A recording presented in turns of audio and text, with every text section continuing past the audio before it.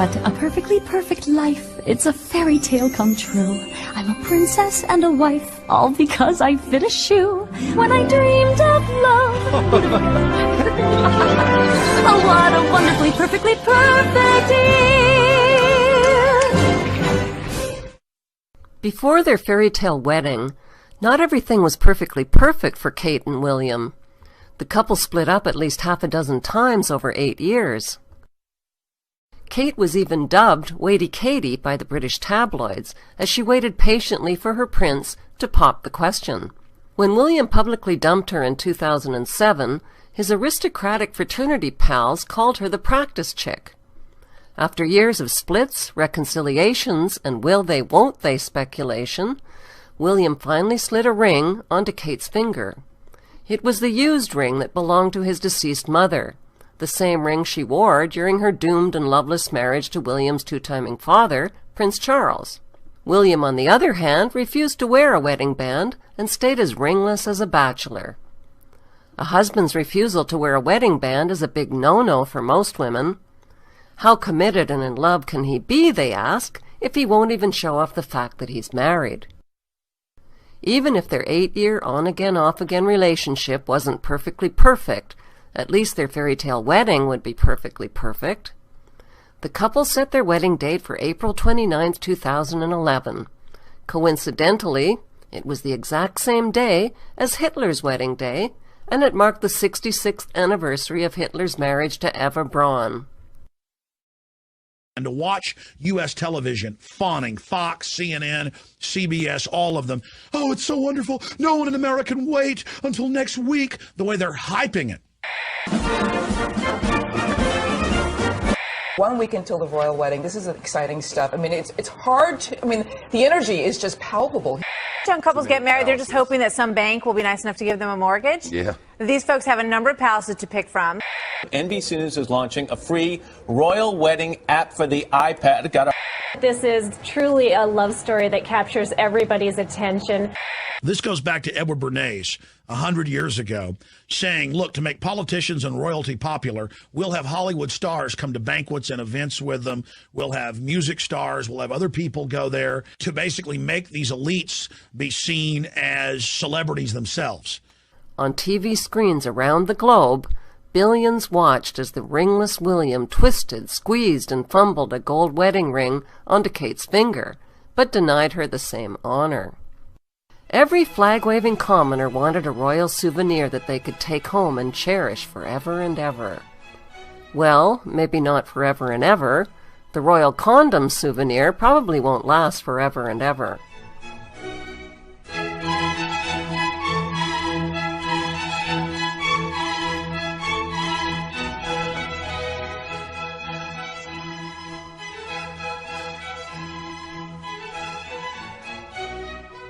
Kate and William, the comic book? That's right. Now alongside Spider-Man and Archie, you can find the royal couple.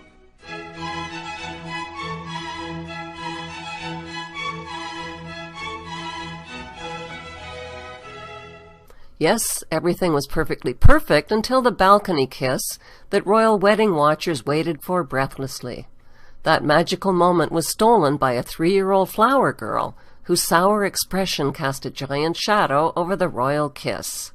The flower girl is the daughter of Lady Rose Astor, and she is also Prince William's goddaughter. Kate finally bent down and whispered something like, "Put on a happy face and get used to it. You're ruining everything." Why is the pouting flower girl important enough to be named Prince William's goddaughter? Because she's an Astor. Fritz Springmeier identifies the Astors as one of the 13 satanic bloodlines who made billions from opium, slave trading, and loan sharking. His book gives reference documentation of their criminal history. Many within these unsavory power circles were on the wedding guest list, like James Rothschild of the Rothschild-Bankster dynasty. James Rothschild brought along his passed-around girlfriend, Astrid Harbord, who, according to the tabloids, had previously shagged Prince Harry. Also on the guest list was Gary Goldsmith, Kate's uncle. The tabloids report that Uncle Gary is a filthy rich, cocaine-snorting, pill-popping, porn-peddling, foul-mouthed, randy, hedonistic playboy. Here's Kate's uncle at the wedding popping pills with his female escort. Uncle Gary Goldsmith is the younger brother of Kate's mother, Carol Goldsmith. Kate's Uncle Gary was filmed covertly by undercover reporters for the UK's News of the World at his sprawling $10 million villa on the Spanish Party island of Ibiza. He named his villa Maison de Bang Bang, which is French slang for House of Sex. Guarded by MI6 agents, Prince William and his bride-to-be holidayed, partied, and yachted at Uncle Gary Goldsmith's House of Bang Bang in 2006. The undercover reporters reported that Kate's Uncle Gary entertains his guests with hardcore porn on a massive 52-inch screen. He supplies pot, cocaine, ecstasy, hookers, and door-to-door delivery. Does anyone really believe that William and Kate just held hands and sipped tea on their Bang Bang holiday? And speaking of uncles, which uncle is slimier, Kate's Uncle Gary or William's Uncle Andrew? Prince Andrew is the brother of William's father, Charles, and the son of Queen Elizabeth. He is the fourth in line to the British throne. Andrew, who was also a featured guest at William's wedding, has been exposed in the news as a client of Jeffrey Epstein. Epstein is a convicted pedophile who served up underage girls to Prince Andrew like lollipops. Epstein also gave Andrew $30,000 to help pay for his ex-wife Fergie's massive debts that she was blackmailing him for.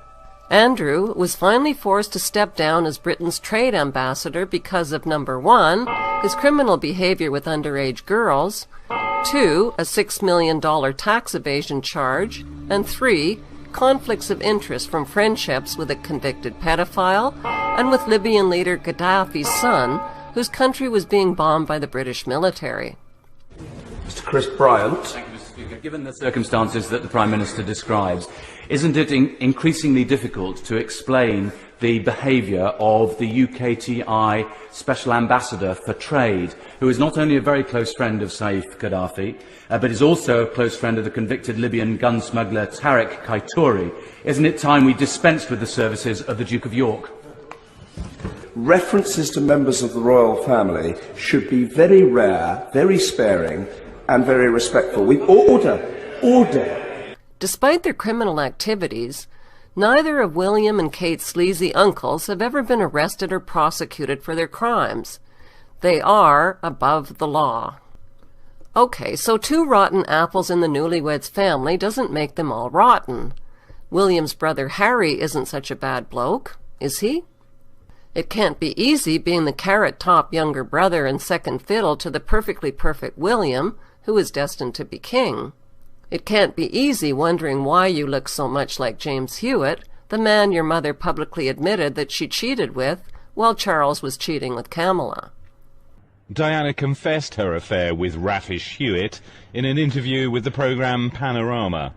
Did your relationship go beyond a close friendship?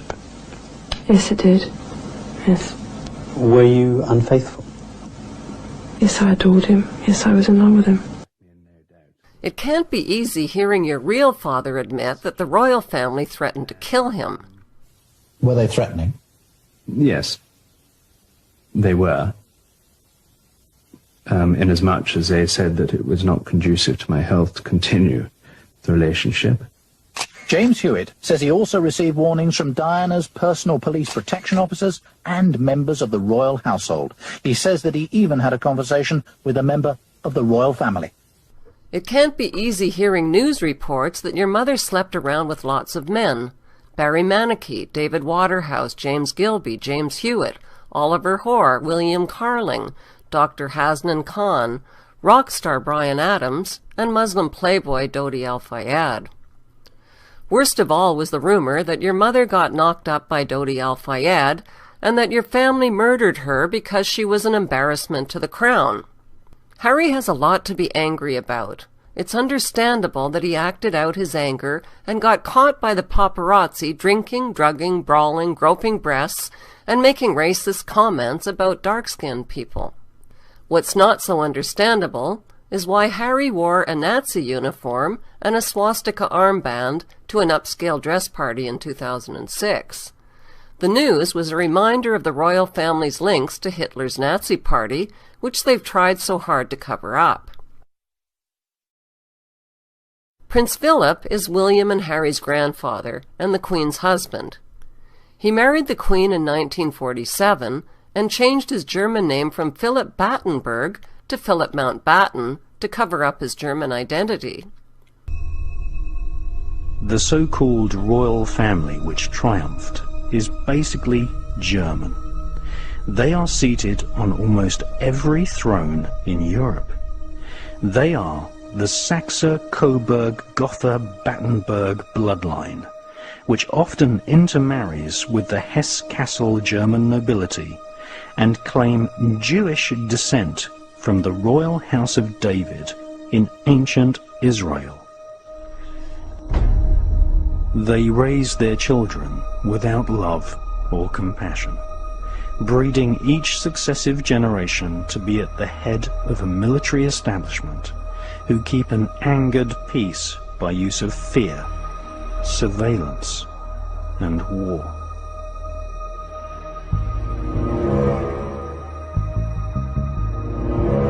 Contrary to what the royal spin doctors have written in the school history books, Queen Victoria was not popular. She was often hissed in public, and there were no less than 7 attempts to kill her.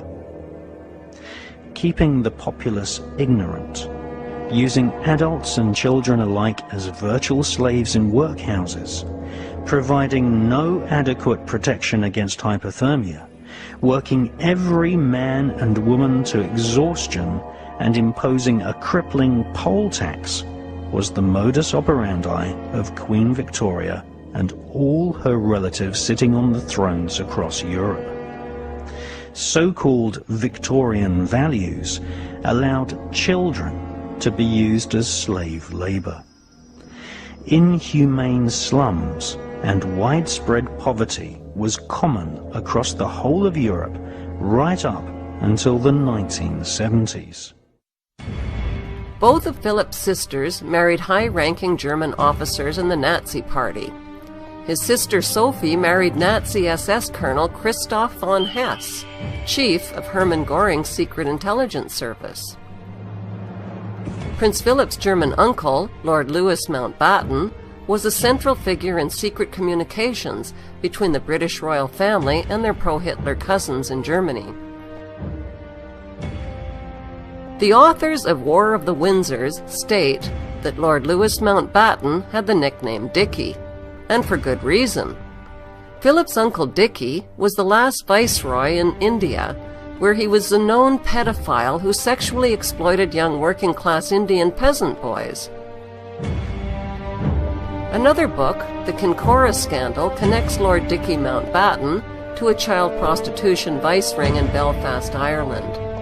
Authorities failed to intervene at the Kincora Care Home for Boys until 1981, despite reports over the years of child sexual abuse.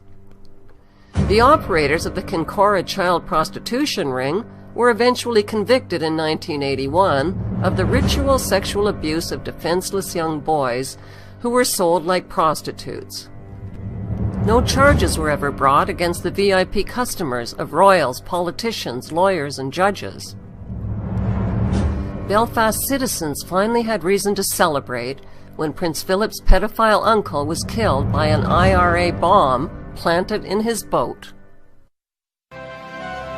Lord Mountbatten was 79 years old on August 27, 1979, a day he set sail for a pleasure cruise in the Shadow 5, his 27-foot runabout. Only about 10 minutes after they set off, there was a tremendous explosion. The boat seemed to lift off the surface of the water before it splintered into a million whirling pieces. Bodies, oil, and blood rained down to float upon the water. Lord Mountbatten's grandson, Nicholas, and the boat boy were both dead, floating face down in the water. Lord Mountbatten himself had both of his legs nearly torn off by the blast, and he was still alive, but he died very shortly thereafter in the boat that rescued him. Lord Louis was, of course, was accorded a magnificent funeral in Westminster Abbey, where he lay in state for days before his final burial and interment. One of the British tabloids said simply on the banner headline, "These evil bastards." What kind of childhood did the Queen's German husband, Prince Philip, have? The answer can be found in a biographical book called Elizabeth, Behind Palace Doors. Philip's mother was Princess Alice Battenberg, granddaughter of Queen Victoria. She was diagnosed as a paranoid schizophrenic and committed to a mental institution in Switzerland. Philip's German father ran off with a wealthy mistress, which left the boy parentless. Philip's uncle, George Mountbatten, became his surrogate father and legal guardian. Unfortunately, Uncle George had the same perverse reputation as Uncle Dickie. George Mountbatten kept a scandalous collection of child pornography that he bound into volumes and emblazoned with the family crest. Most disturbing were pictures of family orgies and bestiality in which children and animals were sexual participants. The question is, was George's adopted son Philip a participant? George Mountbatten's porn collection now resides at the British Museum, where it is kept in a hidden repository of artifacts deemed pornographic and unfit for public viewing. It is a well-known fact that child victims of sexual predators commonly identify with their abusers and grow up to become sexual predators themselves.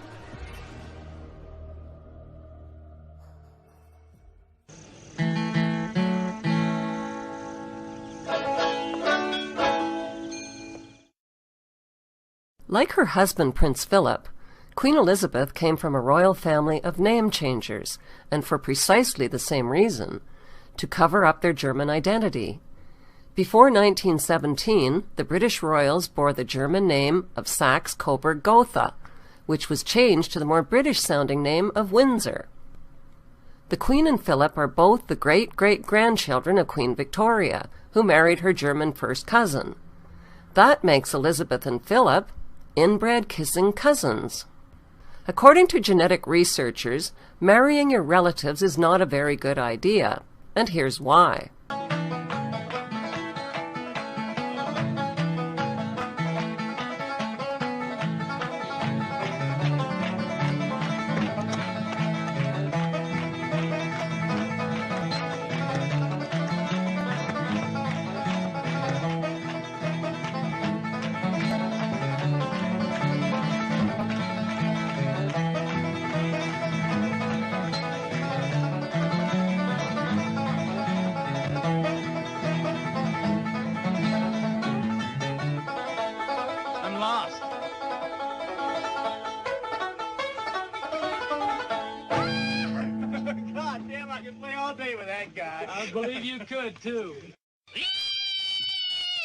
When it comes to inbreeding horror stories, the Ozark Mountain families are no match for the royals.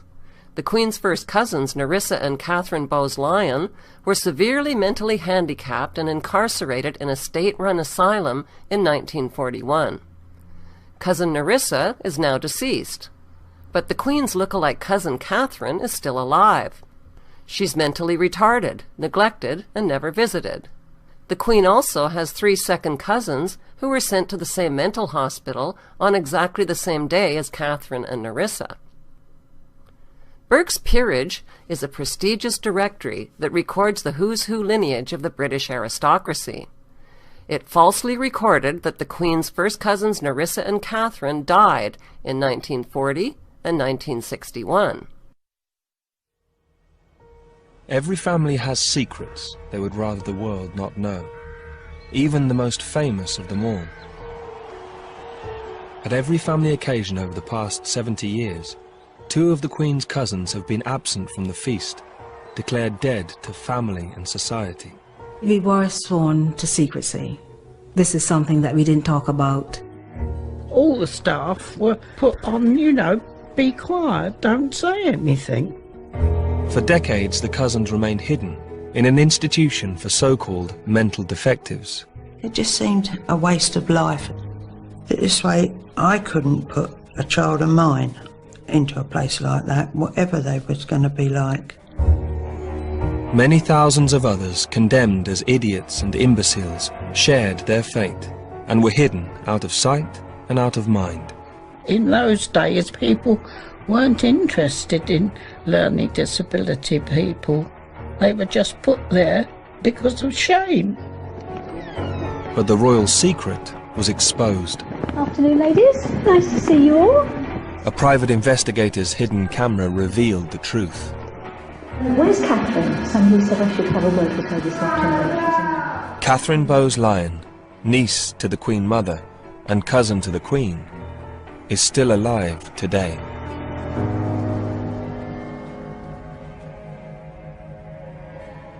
Sheila Rule had cared for Nerissa and Catherine for over a decade, and was one of the few to attend Nerissa's funeral. Well, at Nerissa's funeral there was no family present. It was only staff. And Catherine went. She didn't cry or anything, but she was quiet. She was quiet. Of course, she must feel like there's something not right. There was no connection with the royalty, and that's no credit to them. They could have given her a very lavish funeral, really, but they didn't. She had a pauper's grave. The Queen hasn't parted with a single penny to care for her look-alike living cousin Catherine. No birthday gift, no Christmas card, not a single visit from the Queen or royal family in 60 years. Nerissa and Catherine are not the only mentally defective relatives of the Queen. The Queen's great-uncle, Prince Albert Victor, was mildly retarded and partially deaf. He was also a suspect in the murderous rape of slum prostitutes using a carving knife. The Queen's grandfather, King George V, had an epileptic son. When the boy suffered an epileptic seizure at age 4, the King hid him in an isolated farmhouse. The boy never saw his royal parents again and reportedly died in his sleep. King George III was the Queen's third great-grandfather. Because of his prolonged episodes of severe psychosis, he was put in a straitjacket behind bars at Windsor Castle, where he became progressively insane and blind. Queen Anne and George IV inherited the same genetic madness. The Queen's mother-in-law, Alice Battenberg, had visions that she was Christ's bride. She was diagnosed as a paranoid schizophrenic and committed to an asylum in 1930. Alice is Prince William's great-grandmother. Hollywood and the palace spin doctors invest millions in propaganda movies that rewrite history to make the world forget the crimes, cruelty, madness, and the heartless past of the British royals. The Oscar-winning movie The Queen was all about resuscitating the Queen's dying popularity after Diana's murder. Another propaganda Oscar winner, The King's Speech, focused on the Queen's father, King George VI, and his speech impediment. The movie failed to mention royal inbreeding as a cause of his disability. Monarchy movies sell the belief that the royals are sensitive, caring, human, and deserving of worship and taxpayer support. In mid-October of 1964, kissing cousins Elizabeth and Philip paid a royal visit to a Catholic residential school for Aboriginal children in Kamloops, British Columbia, Canada. William Coombs was 12 years old at the time of the royal visit. "I was an inmate at the Kamloops school when we were visited," said Coombs. "I remember it was strange because they came by themselves, no big fanfare or nothing. But I recognized them, and the school principal told us it was the Queen, and we all got given new clothes and good food for the first time in months the day before she arrived. The day the Queen got to the school, I was part of a group of kids that went on a picnic with her and her husband and some of the priests. We went down to a meadow near Dead Man's Creek. I remember it was weird because we all had to bend down and kiss her foot, and she was wearing a white lace boot. After a while, I saw the Queen and her husband leave the picnic with 10 children from the school, and those kids never returned. They took away those 10 kids and nobody ever saw them again. We never heard anything more about them, and we never met them again even when we were older. They were all from around there, but they all vanished." The group that disappeared was 7 boys and 3 girls in age from 6 to 14 years old. They were all from the smart group in the class. 2 of the boys were brothers, and they were matey from Quesnel. Their last name was Arnoux, or Arnold. I don't remember the others, just an occasional first name like Cecilia, and there was an Edward. What happened was also witnessed by my friend, George Adolph, who was 11 years old at the time and a student there too. But he's dead now. William Coombs, the sole survivor, was scheduled to appear as the star witness at the International Tribunal into Crimes of Church and State in London, England. But William Coombs never made it to the tribunal. He died of unknown causes shortly before he was scheduled to testify.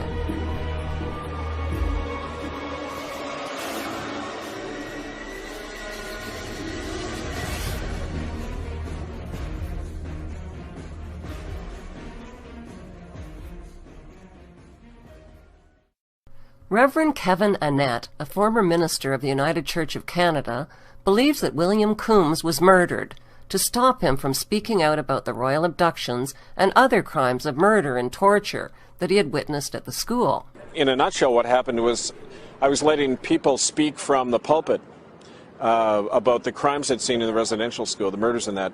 I also found out about the land deals that were happening where the church was selling off native land to big logging companies for kickbacks.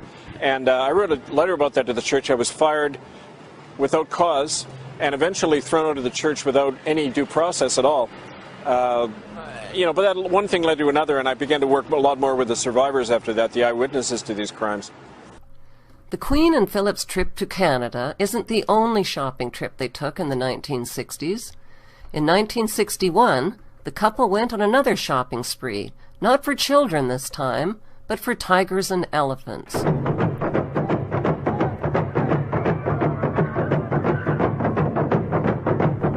Only a few short months before Prince Philip launched the World Wildlife Fund, he landed in Jaipur, India, with the Queen.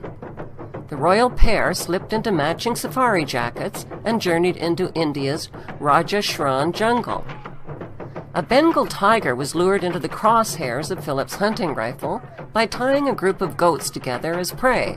Oh, by Jove, there's a big fellow!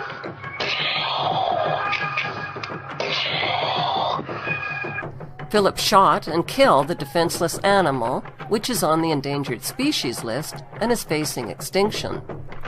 Ian MacPhail, the World Wildlife Fund's first international appeals director, told a British TV crew that Philip shot and killed a mother elephant while her orphan calf ran off in terror.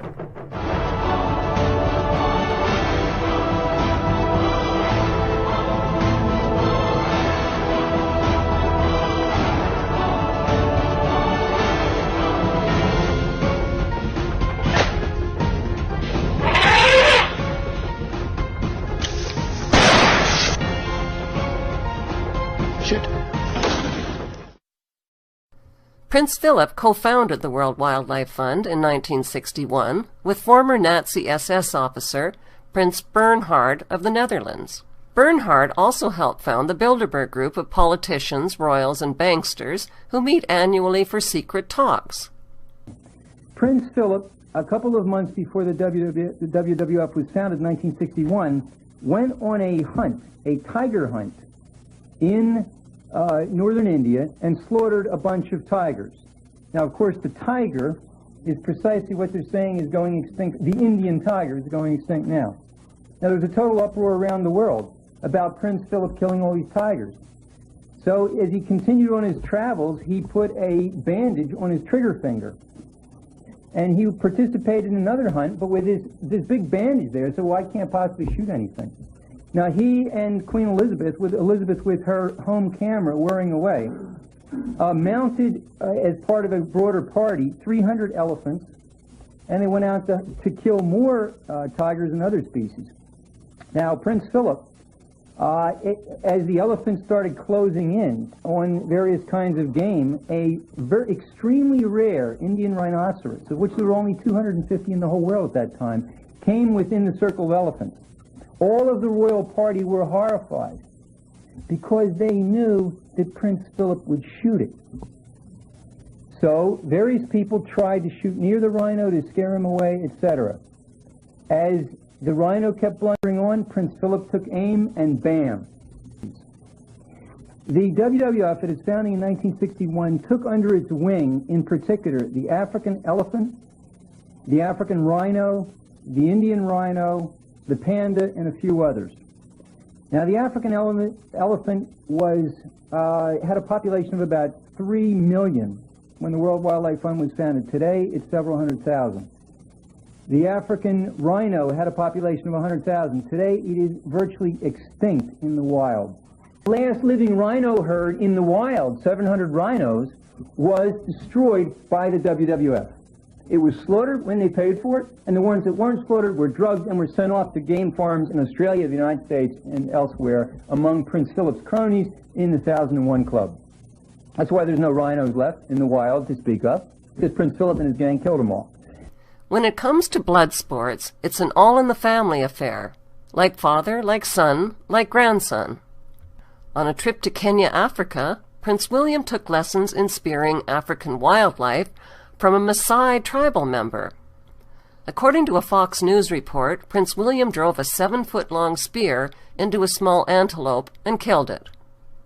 Prince William recently purchased 250 birds, pheasants, ducks, and partridges, not as pets, but as shooting targets. As the birds were set free, William shot them out of the sky like skeet at the Queen's Sandringham estate. Prince William and Daddy Charles set packs of bloodhounds after foxes in Highgrove. It's jolly good fun chasing after terrorized foxes on horseback and watching the bloodhounds tear them to shreds. The World Wildlife Fund was not created to save endangered wildlife species. On the contrary, it has made a fortune from the illegal ivory trade which it was supposed to prevent. Philip and Bernhard's World Wildlife Fund raised massive funds from corporations and public donations. They used the funds to confiscate huge tracts of land all over the world. The fund is being used as a land and power grab. The royal family's green policies have pushed native people off their ancient lands, shut down their farming, and caused food shortages and starvation. Saving animals and the environment is the phony excuse they use to pass international laws that advance their world government agenda. Prince Philip's son Charles is now the new president of the World Wildlife Fund, which has been renamed Worldwide Fund for Nature. It is one of the largest contributors to human and animal depopulation. The so-called conservation parks in Africa and elsewhere are covertly used to train terrorist groups and mercenaries. These paid mercenaries cross borders, start civil wars, and commit genocide in places like Rwanda and Kenya.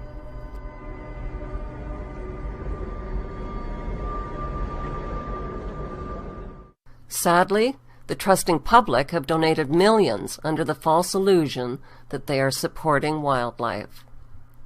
10 to 12 corporations run the world's food supply, which are grouped around Britain's Royal House of Windsor. The Windsor-led cartel includes Cargill, Continental, Monsanto, and Archer Daniels Midland, which dominate world grain, meat, dairy, edible oils and fats, fruits, vegetables, sugar, and spices. This cartel is hoarding food, minerals, and raw materials, and it has the power to shut down food production and export supplies worldwide. A point on the environmental movement in general, a question for any of the environmentalists, so-called, in the panel there. Prince Philip was one of the key founders of the Green Movement. He said that if he were to be reincarnated, he'd want to be reincarnated into a deadly virus to solve the overpopulation problem. Well, the point is that the Green Movement was founded by those in the eugenics movement. This is Hitler, Nazi race science, and this will destroy Africa. Can anyone make a comment? Prince Philip Mountbatten, alias Battenberg, and the power elite view themselves as inheritors of the earth. Culling the population through eugenics is their answer to freeing up planet Earth's resources that are being consumed by what they consider racially inferior commoners and useless eaters.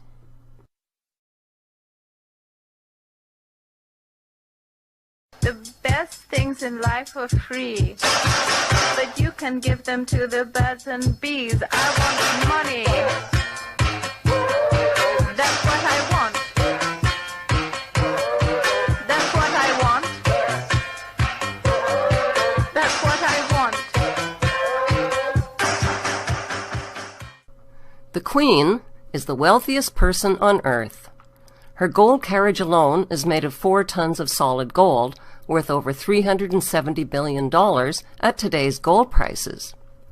Until 1992, the Queen's income was all tax-free.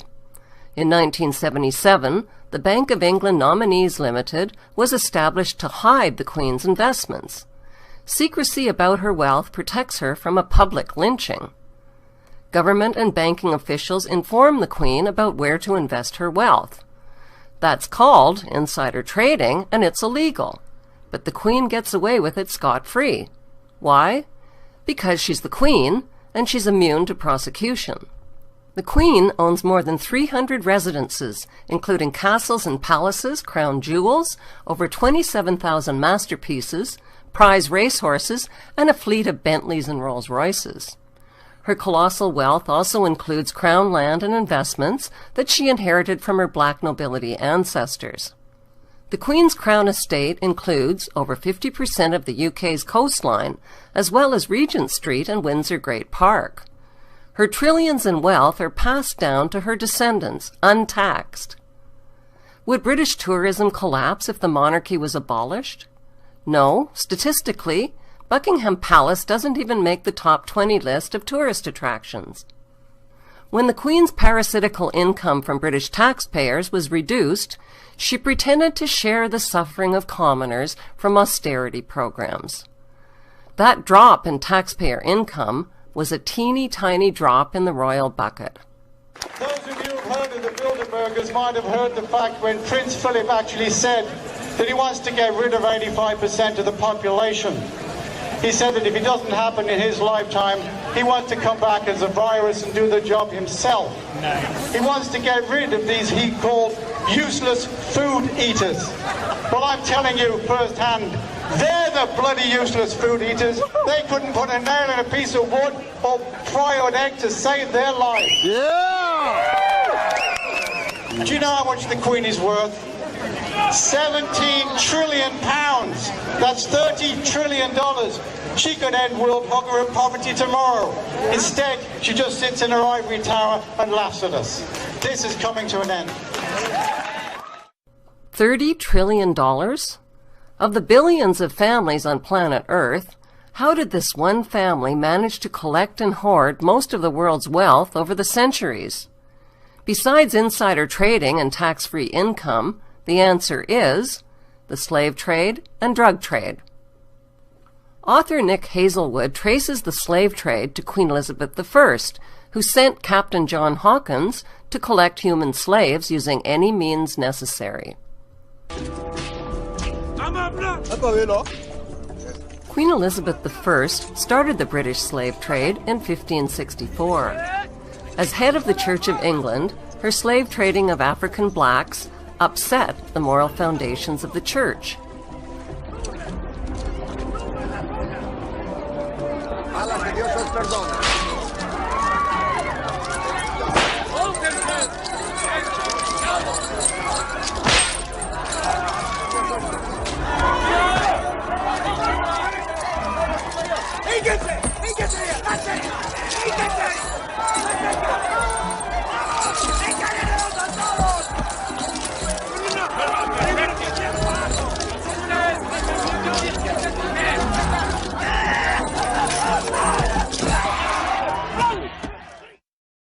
Queen Elizabeth II is now head of the Church of England. 200 years after the slave trade was abolished, the Church was pressured into confessing its horrific crimes and apologizing for profiting from the African slave trade. At first, the Queen and the Church only admitted to owning slaves and plantations, but the public soon discovered that the Church had given their blessing to something far worse. The Church had approved the beating, mutilation, rape, kidnapping, and murder of tens of millions of Africans by declaring that Africans had no soul. This gave the Church a divine license to profit from their diabolical crimes. Queen Elizabeth I was Britain's first slave trader and the head of the Church of England. Today, the public is demanding that Queen Elizabeth II remove Queen Elizabeth I from the crypt in Westminster Abbey. Even more lucrative than Queen Elizabeth's slave trade was Queen Victoria's drug trade. Opium was grown and manufactured in the British-owned opium factories of British India. China banned the importation of opium, but once the British monarch secured a drug trade monopoly, over 17,000 illegal chests of opium worth millions were forced onto the Chinese population. The British waged 3 drug wars on China to force them to pay for the illegally imported opium. China's emperor didn't stand a chance against the British East India Company gunboats and Royal Navy. The British destroyed, plundered, looted, and raped their way along the coast of China until there was nothing left to loot or plunder. On August 29, 1842, the Treaty of Nanking forced the Chinese government to pay £15 million to the British merchants to open up its ports to opium trade and to cede Hong Kong to the British. This was the ugly origin of Hong Kong's 155 years as a stolen British Crown colony.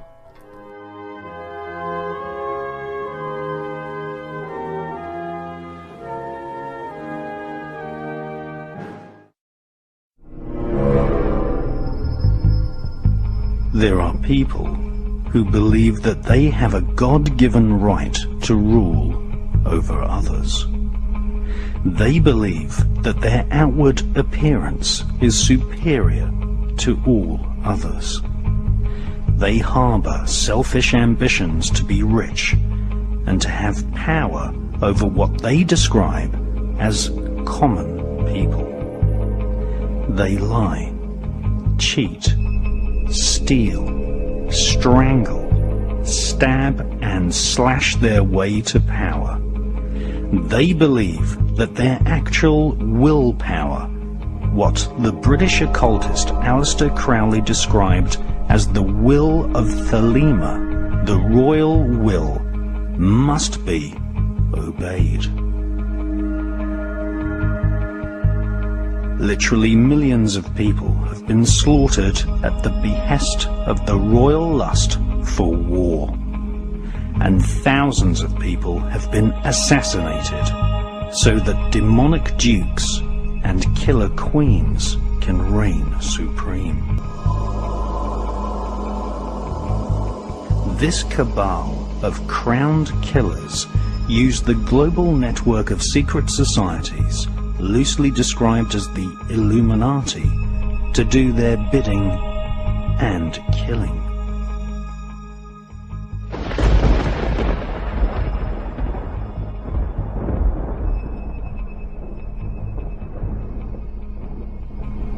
The conspiratorial view of history is the correct view of history.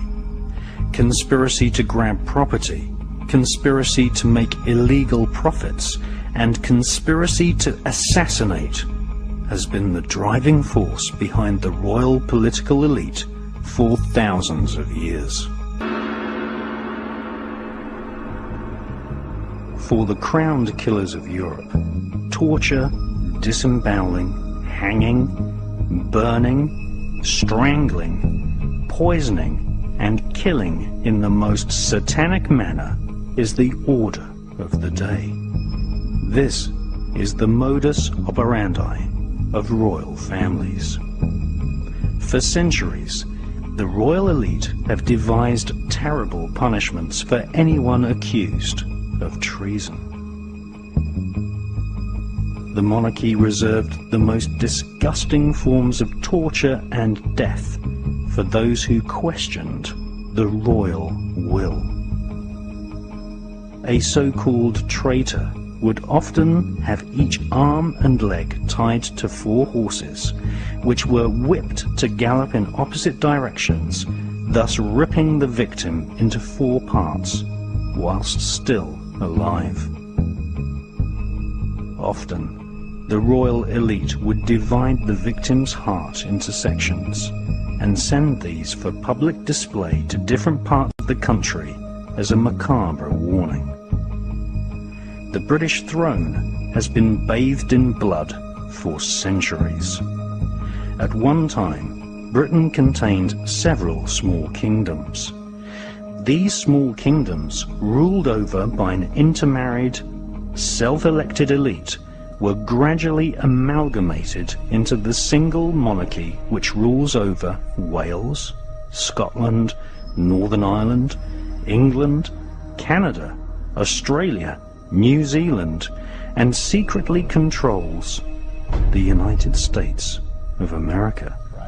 The United States was founded on July 4th, 1776, in resistance to the hegemonic, despotic, tyrannical rule of King George III and the abuse against the colonies. And most of the British Parliament was against going to war with their fellow Englishmen because the king was unpopular there as well. It was known that he was a German king, his father being brought over to rule England. These people could barely speak English. Nothing against Germans, but you don't see me going over to Germany to rule them. The very essence of July 4th and 1776 is resistance to the disgusting House of Windsor. They didn't get that name until around World War I, because before that they were known as the Saxe-Coburg-Gothas. Notice that we hear their names. Prince William.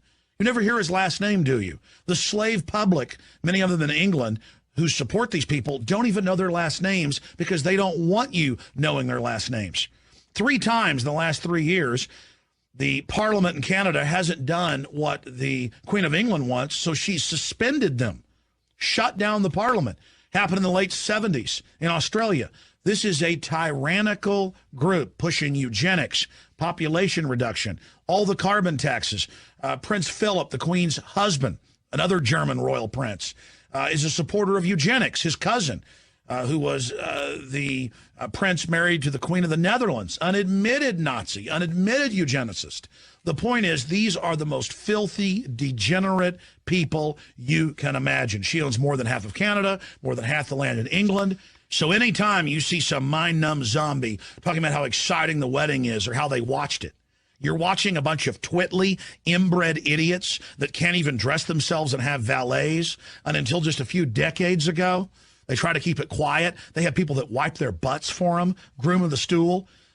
Do you know the history of America? Do you know it started in resistance to this very usurping German family who aren't even British? Do you know that most of the English hate the royal family? Do you know they have a secret police system that basically threatens people that talk about getting rid of the monarchy? Do you know that Princess Diana on record told her butler and others that made a videotape saying Prince Charles has threatened me, he's going to kill me in a fake auto accident? These people are absolutely anathema. And the servile folks that have been raised to worship these people and all the little old ladies that think it's cute, well, that's why we're enslaved. That's why our country's bankrupt. That's why we're going to hell in a handbasket, because you've forgotten what it is to be an American, or perhaps you were never even taught. But now you're going to learn what it's like to be a subject, a slave. Our republic was built on 2 core beliefs: a strong moral revulsion for the idea of royalty, and, okay, a look the other way acceptance of slavery. But the king-queen thing, we definitely knew that was wrong and did not want our leaders coming from a long line of cousin fuckers.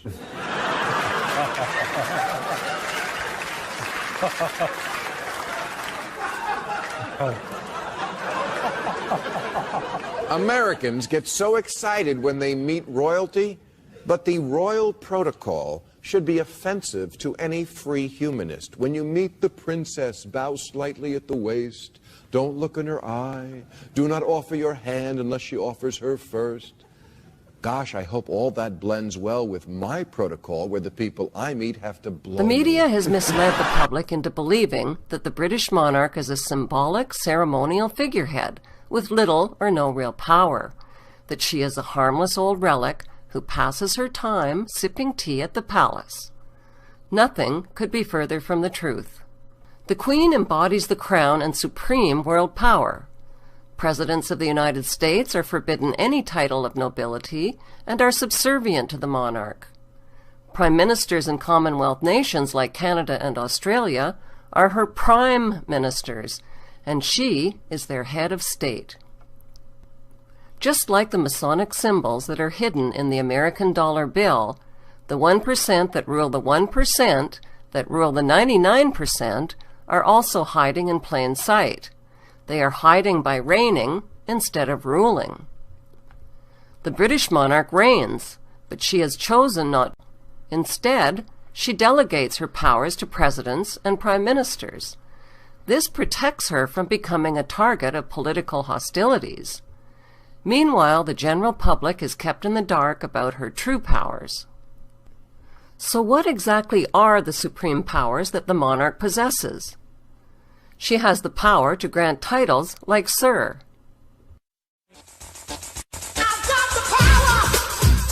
The Queen has the power to call elections and dissolve Parliament.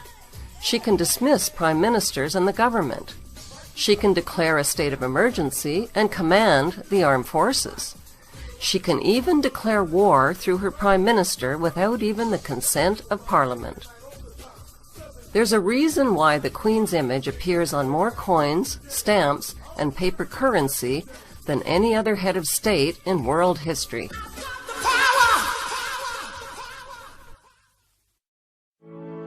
And it seems to me you lived your life like a candle in the wind, never fading. In my opinion, there can be no doubt that she was actually murdered. As she used to say to me, I'm trouble to them. I won't go away. I won't go quietly.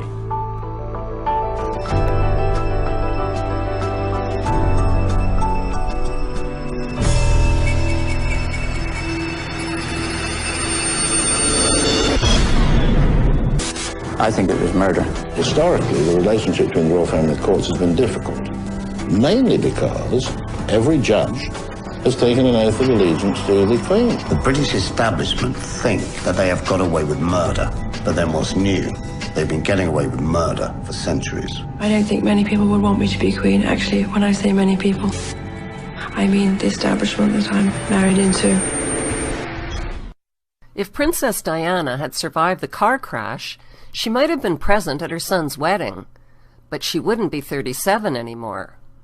The public was outraged when Newsweek magazine published a computer-generated photo of Diana as she would have looked today in her 50s. Who is Princess Diana, and how did she get mixed up with the world's most heartless, power-crazed inbreds? Officially, Diana's father was the 8th Earl John Spencer. He was a descendant of the 5th Earl John Spencer, who was a groom of the stool. What, pray tell, is a groom of the stool? A groom of the stool is responsible for stools, the kind you sit on and the kind you expel. In other words, a groom of the stool wipes royal bottoms. The 5th Earl John Spencer wiped the ass of His Highness the Prince of Wales from 1862 to 1866. And we've done deep research on this. They still have their butts wiped for them. Now, if you don't believe me, you Google groom of the stool. You cannot make this up. You will be reading mainstream university websites, mainstream news articles.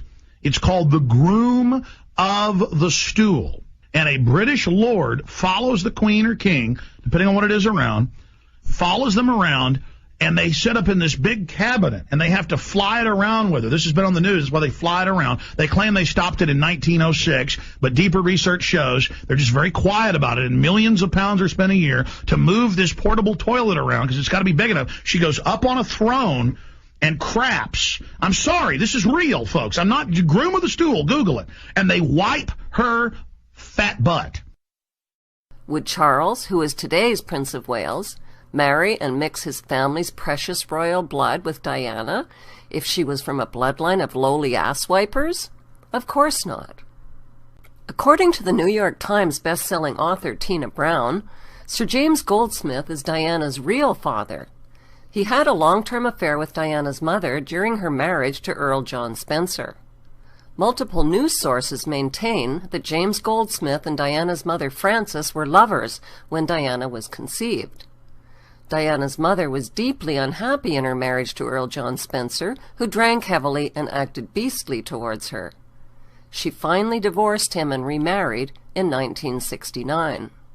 What kind of a man was James Goldsmith, the alleged real father of Princess Diana? Goldsmith was a Jewish bankster and one of the 20 wealthiest men in the world. Despite his criminal money laundering and bankruptcy schemes, he was never charged with anything. Why? Because Goldsmith was a ruthlessly vulgar man who was above the law. Well, people are upset by vulgarity. And vulgarity is to some degree a sign of vigor. It means that new people, coming from nowhere, are making it. It's the old American dream. Anybody can become a millionaire. So if we want change, if we want vigor, we're going to have vulgarity. It's one of the things which irritates, but which is necessary. James Goldsmith's ancestors were neighbors of the Rothschild banksters in Frankfurt, Germany. The Goldsmith and Rothschild families intermarried. Princess Diana shared a striking family resemblance to James Goldsmith's 3 children, Zach, Ben, and Jemima. They are allegedly Diana's half-brothers and sister. Diana most closely resembles Zach Goldsmith. How close are the Goldsmiths to the Rothschilds nowadays? The best things in life are free, but you can give them to the birds and bees. I want money. In 2003, Diana's alleged half-brother Ben Goldsmith married Kate Rothschild. That's what I want. Your love gives me such a thrill, but your love won't pay my bills. I want money. Diana's other alleged half-brother, Zach Goldsmith, is a wealthy British MP who inherited $600 million from Daddy Goldsmith. He has been living with his mistress, Alice Rothschild. This Rothschild-Goldsmith couple is also expected to marry. Jemima Goldsmith was Princess Diana's very best friend and confidant. A women's weekly magazine called New Idea Australia created a furor in Britain when it published a story about Jemima and Diana being sisters. The magazine was quoted as saying that the sister secret has been known within British aristocratic circles for 40 years.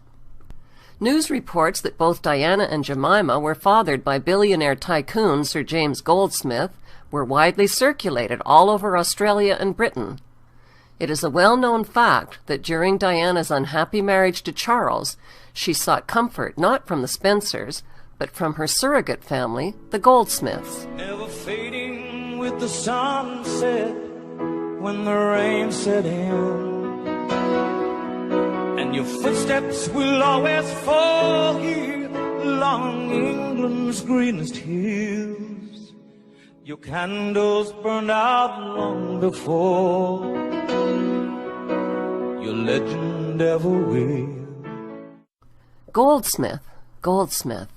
Where have we heard the name Goldsmith before? Oh yes, Carol Goldsmith, the mother of Kate. The name Goldsmith is quintessentially a Jewish name, which suggests that Kate has Jewish ancestors. Since Jewish identity is passed down through the mother's line, there is speculation that Kate is somewhat Jewish. Kate's uncle Gary is also a goldsmith. He is her mother's extremely wealthy drug-dealing, porn-peddling brother, whose house of Bang Bang is a popular vacation destination for Kate and William. The media painted Kate as an ordinary commoner like Cinderella. But how many ordinary commoners have a mother with enough influence and money to send their daughter to the same posh university as Prince William?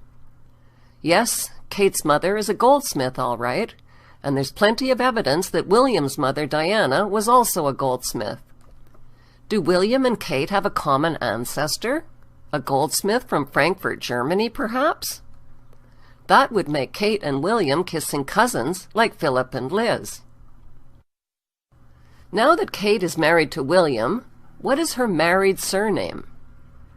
Since William is the son of Prince Charles, who is the son of Prince Philip Mountbatten, whose real German surname is Battenberg, then technically William is a Battenberg, and so is Kate. Diana's family story wouldn't be complete without viewing her mother's side of the family tree. Diana's mother's name is Frances Roche. Her grandmother, Ruth Roche, served the Queen as a woman of the bedchamber. Where did the name Roche come from? There is speculation that Princess Diana is a descendant of Jacob Frank, the infamous 18th century rabbi who claimed to be the reincarnation of the false Jewish Messiah, Sabbatai Zevi. Jacob Frank had a son named Rochus Frank, who reversed his name and became known in Europe as Frank Roche. Diana's mother's name, Frances Roche, is the female equivalent of the name Frank Roche. Gonna be a mighty king, so enemies beware. Well, I've never seen a king of beasts with quite so little hair. Oh, I just can't wait to be king. For Charles, the royal marriage to Princess Diana on July 29, 1981, had nothing whatsoever to do with love. It was an arranged marriage for the concealed purpose of joining the Windsor bloodline with the Goldsmith-Rothschild bloodline. When an interviewer asked the royal couple if they were in love, Diana shyly answered, "Of course." And Charles rudely answered, "Whatever in love means." And I suppose in love. Of course. Whatever in love means. In November of 1981, the palace announced that the princess was pregnant. Diana's struggle with her health proved doubly difficult. Sick the whole time, bulimia and morning sickness. People tried to put me on pills to stop me being sick. I refused to take the responsibility that if the child appeared handicapped, I wasn't going to take responsibility. Her eating disorder was a well-known fact in the royal household. The bulimia was evident, I think, to anybody who'd known her before and then subsequently saw her, and she became thinner and thinner. New Year's 1982. Just 5 months into their marriage, pregnant Diana was feeling wretched. Their relationship continued to unravel. She felt Charles was incapable of understanding her turmoil. She threatened to take her own life. Charles said I was crying wolf, and I said I just felt so desperate, and I was crying my eyes out. And he said, "I'm not going to listen, you're always doing this to me." He said, "I'm going riding now." So I threw myself down the stairs, bearing in mind I was carrying a child. Queen comes out, absolutely horrified, shaking, she's so frightened. I knew I wasn't going to lose the baby, quite bruised around the stomach. And Charles went out riding, and when he came back, you know, it was just dismissal, total dismissal. It was one of several half-hearted suicide attempts she would make over the next decade. She revealed on the tapes that she had tried to cut her wrists and had thrown herself into a glass cabinet at Kensington Palace. I was very ill. We were trying to hide that from everybody. I had to come down for treatment because I was so depressed, and I was trying to cut my wrist with razor blades. And she recalled another incident.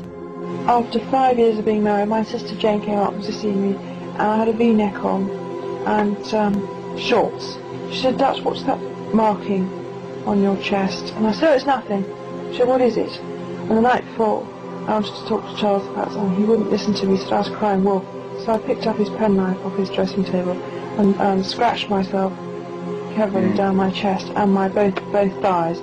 There was a lot of blood, and it hadn't made any reaction whatsoever. Suicide attempts are desperate calls for help. It didn't much matter, Diana said. No one was listening. The media interest in the impending birth was intense. So much so that Diana couldn't handle the pressure and wanted labor to be induced. But she recalled, it was difficult to schedule a birth date around the father-to-be's polo matches. When we had William, we had to find a date in the diary that suited him and his polo. William had to be induced because I couldn't handle the pressure any longer. It was becoming unbearable. It was as if everybody was monitoring every day for me. Anyway, the boy arrived, great excitement, thrills, everyone was absolutely on high as a kite. We found a day that Charles could get off his polo pony for me to give birth. That was very nice, felt very grateful about that. As Britain celebrated its new heir, He's in marvellous form. Diana retreated into depression. Came home, and then postnatal depression hit me hard. And it wasn't so much the baby that had produced it, it was the baby that triggered off all else that was going on in my mind. Boy, was I troubled. The birth of Prince William Arthur Philip Louis Windsor on June 21, 1982, was not a natural birth. It was an induced birth on the summer solstice, when Druids, witches, and Satanists gather and celebrate at pagan sites throughout Scotland, England, and Wales. The intense celebrations carried on far into the night, with sexual orgies, sacrifices, black masses, and satanic worship on the longest day of the year.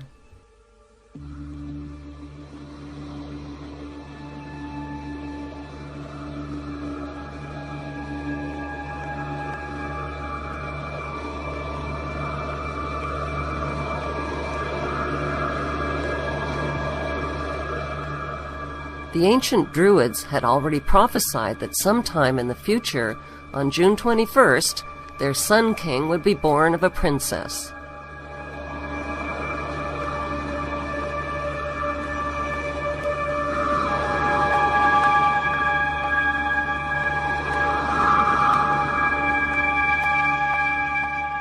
William's induced birth was not only accompanied by a solar eclipse, but by an even rarer lunar eclipse and by strange alignments of the stars and planets. Diana was the name of the ancient moon goddess who gave birth to the sun.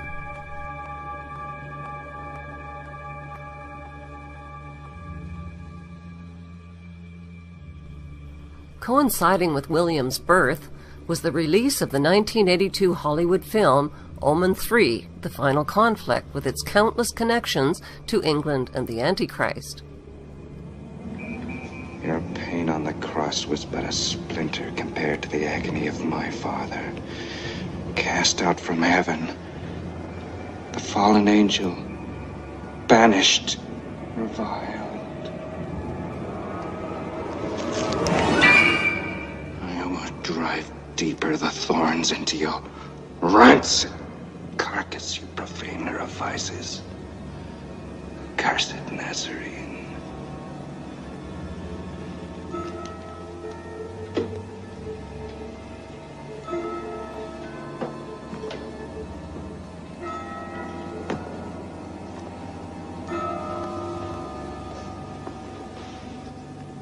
Satan, I will avenge thy torment by destroying the Christ forever.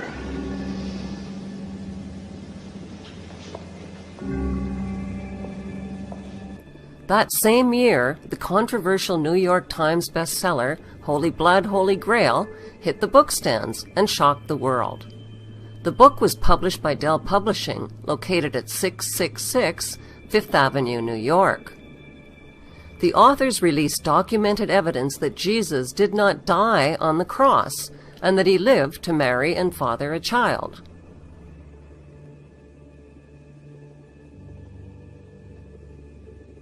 The authors also claimed that Israel's royal bloodline of King David was passed down through Jesus' daughter, who married into French Merovingian royalty.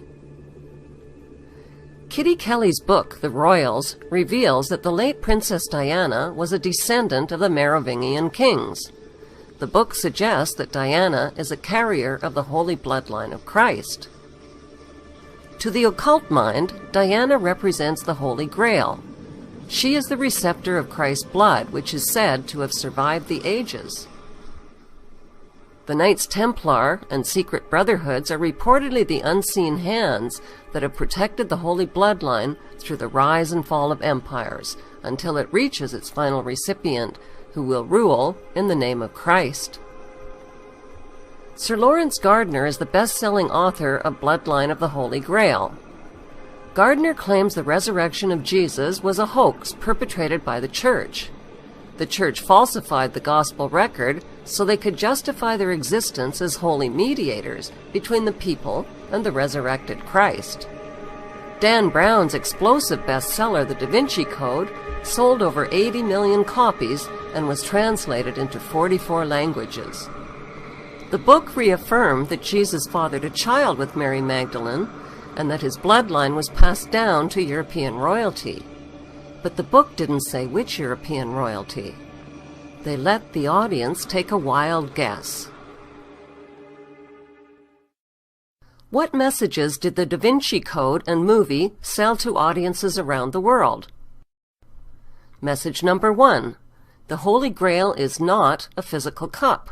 The Holy Grail is a woman, namely Mary Magdalene. The Holy Grail cup symbolizes her womb and the surviving bloodline of Christ. Message number 2.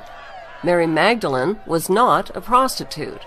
That story was invented by the Church to hide the intimate relationship between Christ and Mary Magdalene. Message number 3. The Grail relics hidden by the Knights Templar included documents and the actual bones of Mary Magdalene as proof. Message number 4. At the time of the crucifixion, Mary Magdalene was pregnant. After the crucifixion, she fled to Gaul, which is now France, where she gave birth to a daughter named Sarah. Message number 5. Sarah eventually married into Merovingian royalty. The Merovingians are carriers of the holy bloodline of Jesus and Mary Magdalene. Message number 6. To this day, the Knights Templars are devoted to returning a descendant of Christ's lineage to the throne of Jerusalem.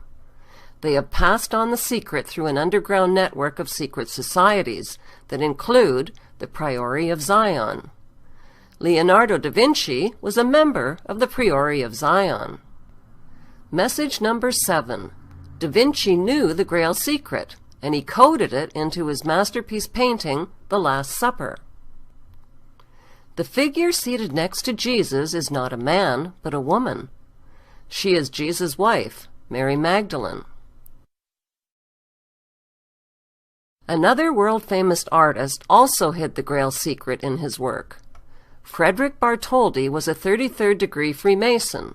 He was commissioned by the Freemasons of France to create a monolithic statue as a gift to the Freemasons of America. Like Da Vinci, Bartholdi's masterpiece hid the secret in plain sight.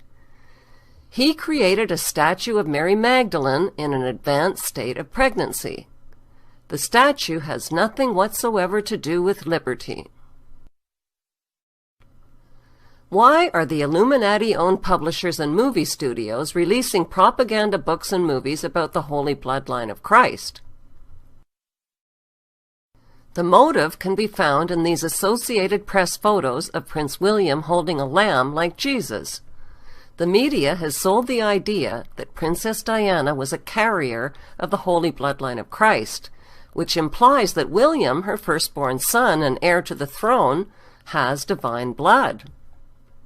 The media monopolies have created the public expectation that a final battle between good and evil is near, and what the world needs now is a savior.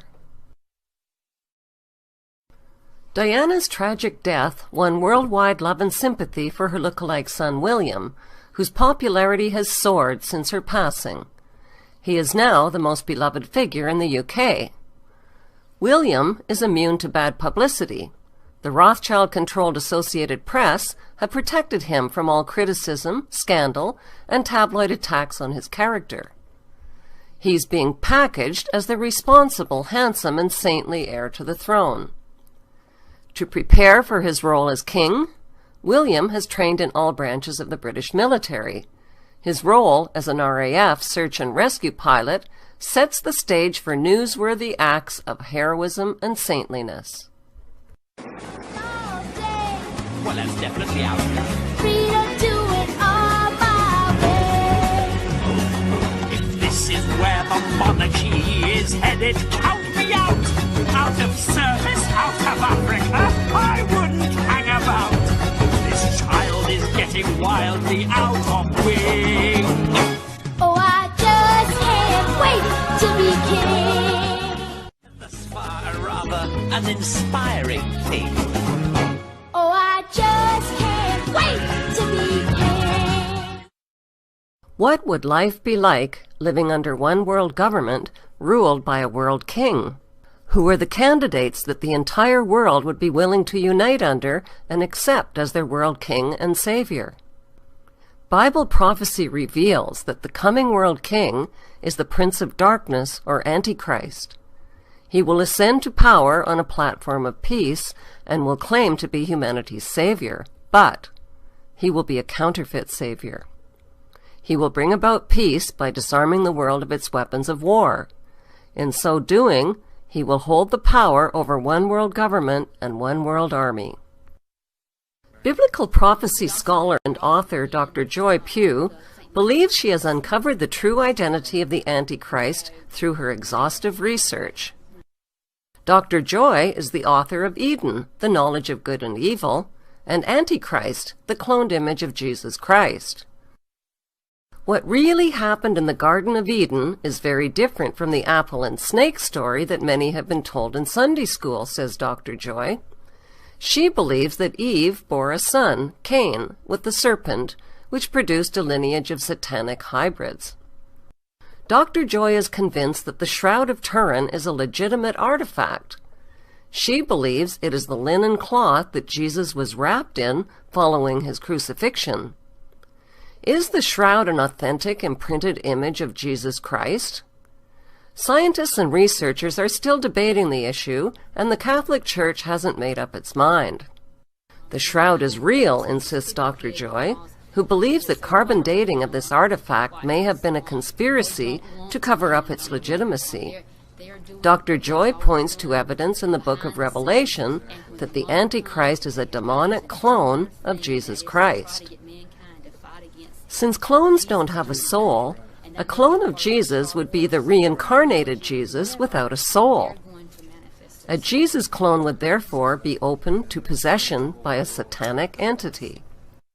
Dr. Joy believes that Prince William was cloned using Christ's DNA taken from bloodstains on the Shroud of Turin, and that William shares the same DNA as Christ.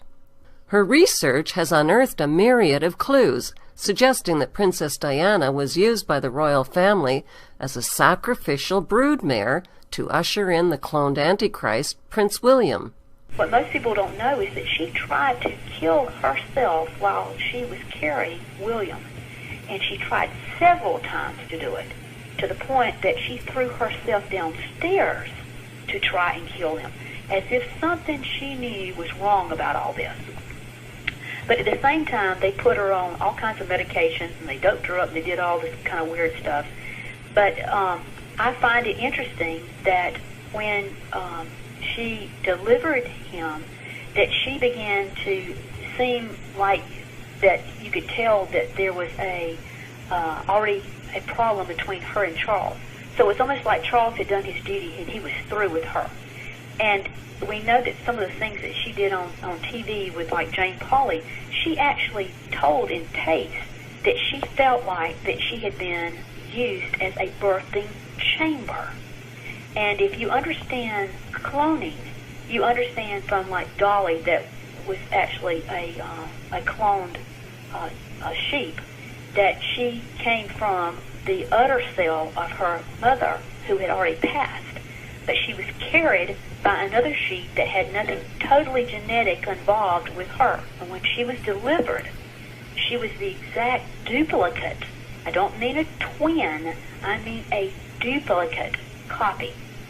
So therefore, if for some reason Diana was trying to kill her and that baby, there was something going on that was bad. And so if she felt like she was a birthing chamber, then that makes you wonder, was she carrying a egg that had a cloned cell in it, which would not make them genetically connected to her or to Charles. And this is very interesting in the fact that they named him William Arthur. And if you look at his name, Will, Diana would not call him William, she called him Wills. She left off the I-A-M, which, if you say that, is I am. And what did God call himself? I am. What is William's second name? author. I am author. Eventually, says Joy, proof will be released that the Shroud of Turin is authentic. She predicts that when Prince William's DNA is proven to match Christ's DNA, the public will mistakenly embrace and worship this counterfeit Messiah. If Prince William is a clone of Jesus, as Dr. Joy suggests, he would be an identical physical copy of Jesus. Jesus is illustrated in religious art as a dark-haired, dark-eyed Hebrew. William, on the other hand, has fair hair, blue eyes, and German Aryan features. Prince William is, in all likelihood, the biological son of Princess Diana and Prince Charles, whose arranged marriage joined the German Saxe-Coburg-Gotha bloodline with the German Goldsmith-Rothschild bloodline. The propaganda that William is a descendant of Jesus Christ through his mother's Merovingian bloodline is just that. Propaganda. It's a hoax that's been foisted on the public by the media through movies and books like The Da Vinci Code and Holy Blood, Holy Grail. The public has been primed for the arrival of a Messiah Savior based on the manufactured belief that the holy lineage of Jesus has survived the ages through the Merovingian kings. To sell the hoax that William is a descendant of Jesus and Mary Magdalene, the media would need to deliver reliable and convincing proof. The public would need to witness William's Christ-like ability to perform miracles, like healing the sick or raising the dead. His job as an RAF search and rescue pilot is a perfect vehicle for staging a miracle rescue. The public would also need DNA evidence that William's DNA is linked to the DNA of Jesus and Mary Magdalene. The holy DNA could be retrieved from a number of sources. The Shroud of Turin is one DNA source. The presumed remains of Mary Magdalene are another DNA source. Mary Magdalene's arm is preserved at Vézelay, France, and her skull is encased in a marble sarcophagi at Saint Maximum la Sainte-Baume, France.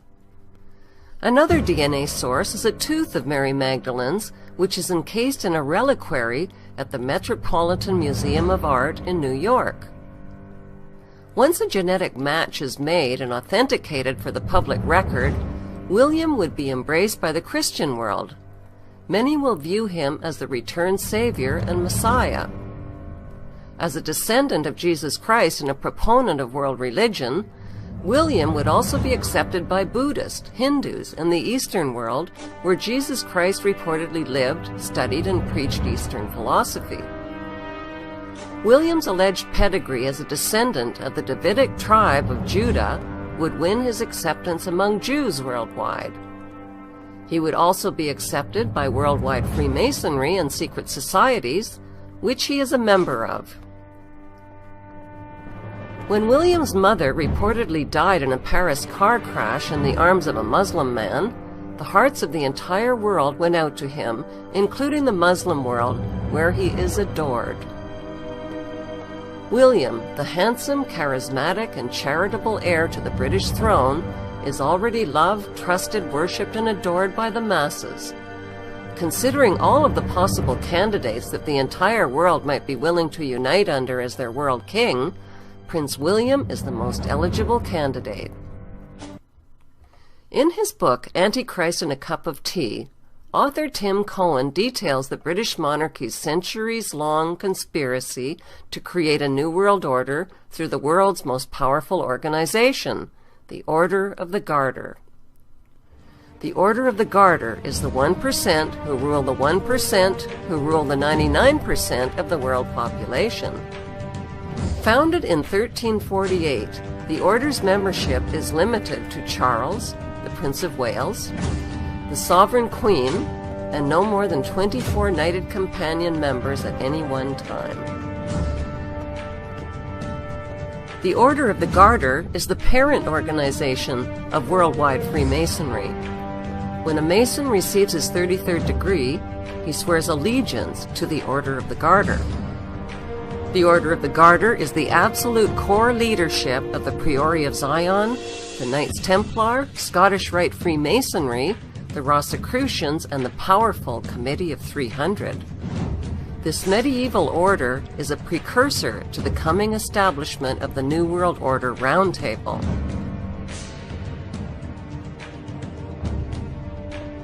On April 23, 2008, Prince William, whose second name is Arthur, became the 999th member of the Order of the Garter. 999 is the mirror image of 666. News sources reported William was the 1000th member instead of the 999th member after the name of the founder was added on. The Knights of the Order of the Garter would serve as the Knights of King Arthur's Circle of the Round Table once Prince William Arthur is crowned Divine King and World Ruler. The motto of the Order of the Garter is an evil curse, Honi soit qui mal y pense, which means, evil unto him who thinks evil of it. The it refers to evil itself, so the true translation of the curse is, evil unto him who thinks evil of evil. The garter is an emblem of a witch's coven and of witchcraft, which was practiced by the founder of the order, King Edward III. Prince Charles' coat of arms incorporates the Order of the Garter motto and emblem as well as the red dragon. The red dragon is mentioned only once in the book of Revelation to denote Satan. The scriptures describe the spirit of the Antichrist as a red dragon rising up from its otherworldly abyss, and foreknowing its target, possesses the prince and gives him his power and his throne and great authority. A red dragon is found in the top right quadrant of the shield on William's coat of arms, but it's partially hidden by a white horn. In the book of Revelation, the beast is described as being like a leopard, with the feet of a bear and the mouth of a lion. On the left side of William's coat of arms, the beast that is holding up the shield fits the biblical description perfectly. The beast has the body of a leopard, the feet of a bear, and the mouth of a lion. At the top of William's coat of arms is another lion. This dominating lion symbolizes the one world ruler who is the king above all kings. Notice how this ruling lion is detached, like the capstone of the Egyptian pyramid on the US dollar bill. It is waiting to be attached when the world king starts his rule. The unicorn on the right side of William's coat of arms symbolizes purity of heart and imagination. The unicorn is chained, which symbolizes the bondage of the heart and mind. Note how the chain leads from the unicorn's crown to the earth and binds it. The unicorn is the counterfeit Christ, says Tim Cohen in his book, The Antichrist and a Cup of Tea. The book of Revelation predicts that the beast will force everyone to receive a mark on their right hand or forehead. Today, the mark of the beast is an implantable satellite-linked microchip called the X mark, which stores your financial, medical, and personal history and can track you anywhere on the planet. It is capable of enslaving the world so that no one can buy or sell or even participate in society without being marked. Prince William had an electronic chip implanted in his right hand in 1995. Let's take another look at the AP photos released by Buckingham Palace of William holding a lamb like Jesus. Notice how William is symbolically holding up the cloven hoof of the lamb. Satan is commonly illustrated with cloven hooves. Prince William is being promoted as the Lamb of God, like Jesus, in the Associated Press photo. Art and literature describe the Antichrist as handsome and charming and a master of lies and deception. Why is Prince William holding up a cloven hoof in the photograph? Those with knowledge of the occult understand the message in this photo, which identifies William as the Antichrist. On June 9, 2011, Prince William and Kate attended an elite royal gala event at Kensington Palace. The overhead hologram appears to be a demon eating the head off of a lamb.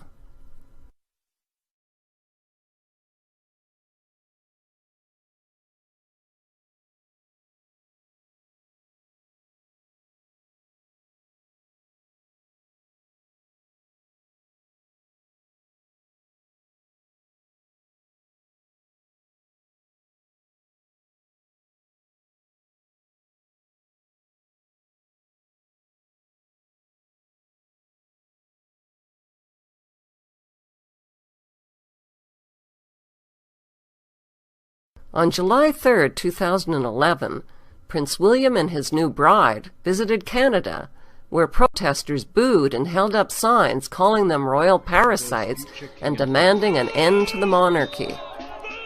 This is a small, noisy demonstration. In Quebec City, a ceremonial parade was held for the royal couple, and a goat, with gold horns and a blue jacket, was marched in front of Prince William. The billy goat is descended from Queen Elizabeth's private stock of royal goats. Billy is a nickname for William. In this photograph, Prince William is wearing a Royal Air Force patch that displays a goat head symbol. The goat head is a symbol for the goat of Mendes, which represents Satan and the Antichrist. The Baphomet is another name for the goat of Mendes. It is the deity that is worshipped by the Knights Templar. Today, the Baphomet pentagram is the official symbol of the Church of Satan. In black magic, the Baphomet is the source and creator of all evil. It is portrayed as half human, half goat. This symbol can be traced from ancient Sumer in Egypt right through to its global use today in modern witchcraft. The ancient Sumerians made clay tablets describing the extraterrestrial god Enki, who genetically engineered the human race with his demon seed. The symbols for Enki and Satan are the same, the goat and the snake. The goat symbol played an important role on September 11, 2001. George W. Bush was reading a story about a pet goat to a group of school children when he was informed that a second plane had hit the World Trade Center and that America was under attack.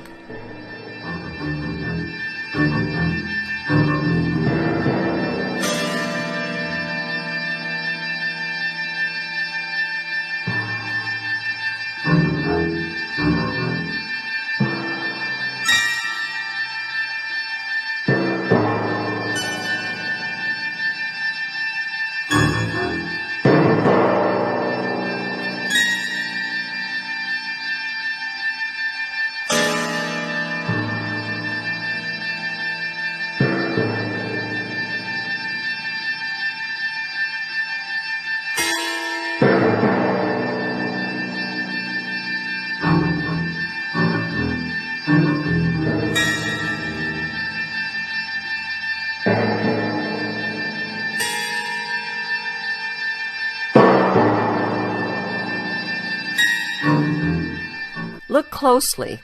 The book held by the president is upside down. Why? Because Satanism inverts images. Bush remained seated for 7 minutes and kept reading about the goat, while Americans were burning alive and leaping to their death from the burning towers. In most tarot card decks, the devil card shows the Baphomet sitting on an altar above 2 naked human demons chained to his seat. He is holding a flaming torch in his left hand that is inverted towards the earth. On his forehead is an upside-down pentagram. When points on a pentagram point upwards, they symbolize the devil attacking the heavens with its horns. The horned hand signal is a satanic salute that communicates an allegiance to Satan. The extended index and small fingers symbolize the horns of Satan. The Antichrist or beast is clearly identified in biblical prophecy as the number 666. When Prince William is crowned king, his formal title will be King William V. Hidden within his name are the words I am. Also hidden within his name is the number 666 in Roman numerals. The Roman numeral I appears 3 times in his name. The Roman numeral V also appears 3 times in his name. The letter W is really 2 V's placed side by side. The number 666 in Roman numerals is VI, VI, VI.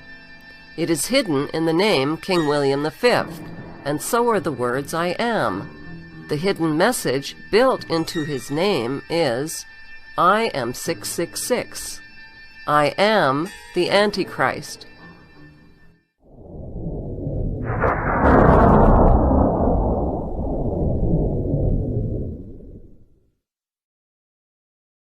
What hymn did the ruling families sing on William's wedding day in Westminster Abbey? The flag-waving public were too hypnotized by the fairy tale media hype to even question why a hymn called Jerusalem was featured at William's wedding. Here are the main lyrics of the hymn.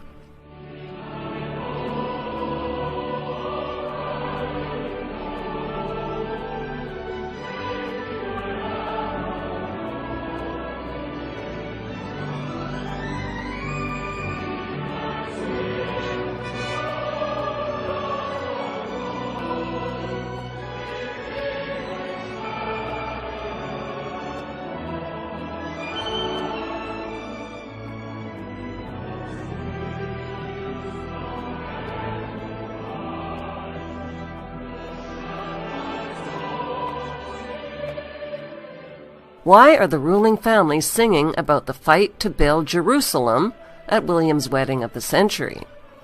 The answer lies in the UK's Union Jack flag. No one has bothered to question why the Union Jack flag is called the Union Jack. Who is Jack? The answer is Jack-Ub. Jack-Ub, or Jacob, is the patriarch of the Jews. According to biblical scripture, Jacob laid his head on a stone and dreamt about a ladder reaching to heaven. The stone is said to be the same stone that has been placed beneath the throne chair of every British monarch during their coronation ceremony. It's called the Stone of Jacob. The Stone of Jacob will also be placed beneath William's throne chair when he is crowned king. Most of us were taught revisionist history in school. To make sense out of what's going on in the world today, we need to learn a few simple facts about Israel's history without the revisions.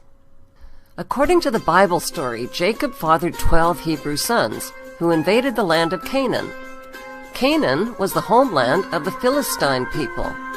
After defeating the Philistines, the 12 Hebrew tribes carved up the land of Canaan into 12 tribal districts.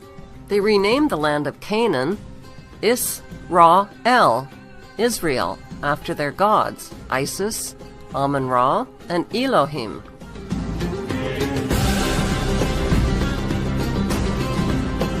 By 69 AD, Roman soldiers burned the city of Jerusalem to the ground and destroyed the Hebrew Temple of Solomon. All that remained of the Jewish temple was a wall, which still stands today in the city of Jerusalem. After the 12 Hebrew tribes fled from the land of Canaan, which they had renamed Israel, the Romans gave the land back to the Philistines and called it Palestine. Palestine was the Romanized word for Philistine. Today, the descendants of the Philistines are the Palestinians of Palestine. Where did the 12 tribes of Israel go after they fled from the land they had renamed Israel? The serpent tribe of Dan became seafaring pirates. They emblazoned the symbols of the snake and dragon on their red and white flag, together with the crest of an eagle. According to Bible prophecy, the Antichrist will descend from the tribe of Dan.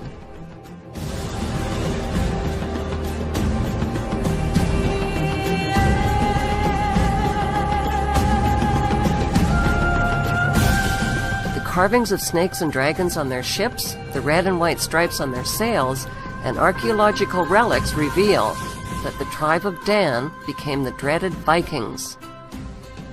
These ferocious seafaring pirates raped, burned, and looted their way up the coast of Europe into the British Isles, incorporating the name of their tribal leader Dan into towns and rivers along their migration route, like the mighty river Danube and the Jordan River.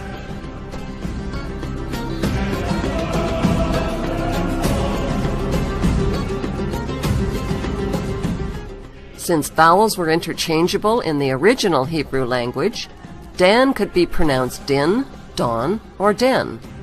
It was embedded in the name London, Scandinavia, Sweden, and Denmark. Denmark literally means the mark of Dan. By 1016 AD, the Viking king Canute seized the throne of England, Denmark, and Sweden. Today's British royalty are descended from the serpent tribe of Dan and from the Viking kings whose symbol is the dragon.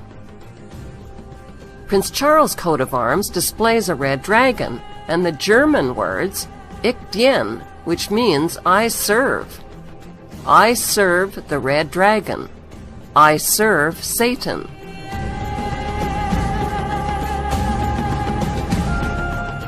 Prince William's coat of arms also features a red dragon, which is partially hidden by a 3-point white label. Notice the checkered floor beneath William's wedding guests, which is a known symbol of Freemasonry. Rowan Williams, the Archbishop who married William and Kate, is a confirmed Druid member. Druid ceremonies include pagan sun worship in stone circles. Notice the sun symbolism on the back of the Archbishop's robe. Prince William and the British royal family claim descent from King David and the Jewish tribe of Judah, but the evidence shows they are descended from the tribe of Dan and the Viking kings, whose symbols are the snake and dragon. It took nearly 1,000 years for the tribes of Israel to reunite after fleeing from Jerusalem in 70 AD.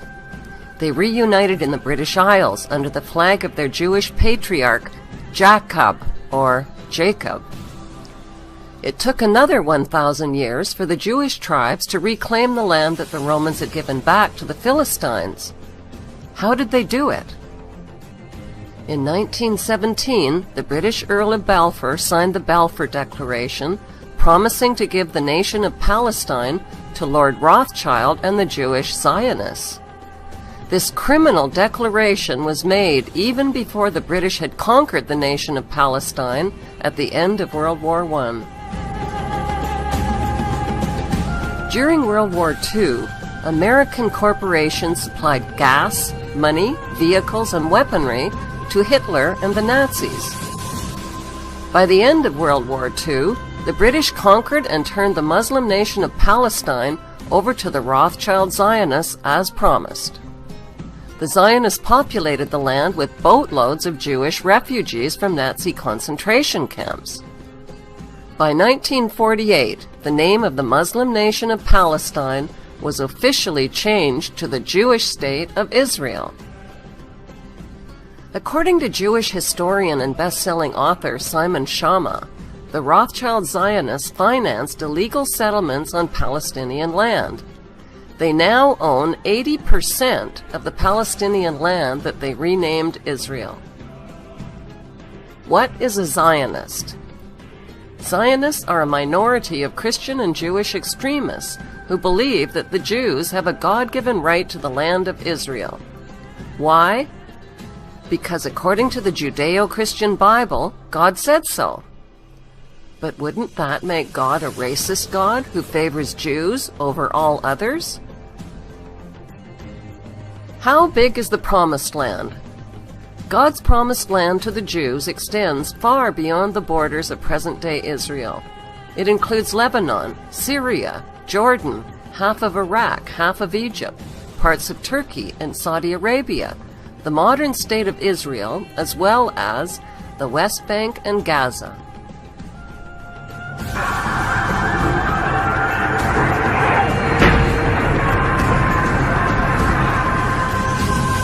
The 9/11 attack on the World Trade Center in New York City served as the perfect excuse to justify bombing, occupying, disarming, and bankrupting Israel's Muslim neighbors. It also scared hundreds of billions of tax dollars out of traumatized American citizens. 9/11 was a Zionist false flag operation. Within 24 hours of the attack, America launched a Blame the Muslims campaign that ignited the Zionist war of terror on the Muslim nations surrounding Israel.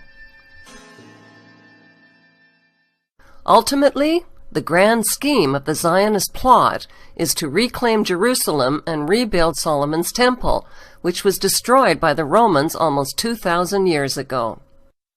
Today, Israel's Jews pray at the Wailing Wall in Jerusalem, which is all that remains of Solomon's Temple.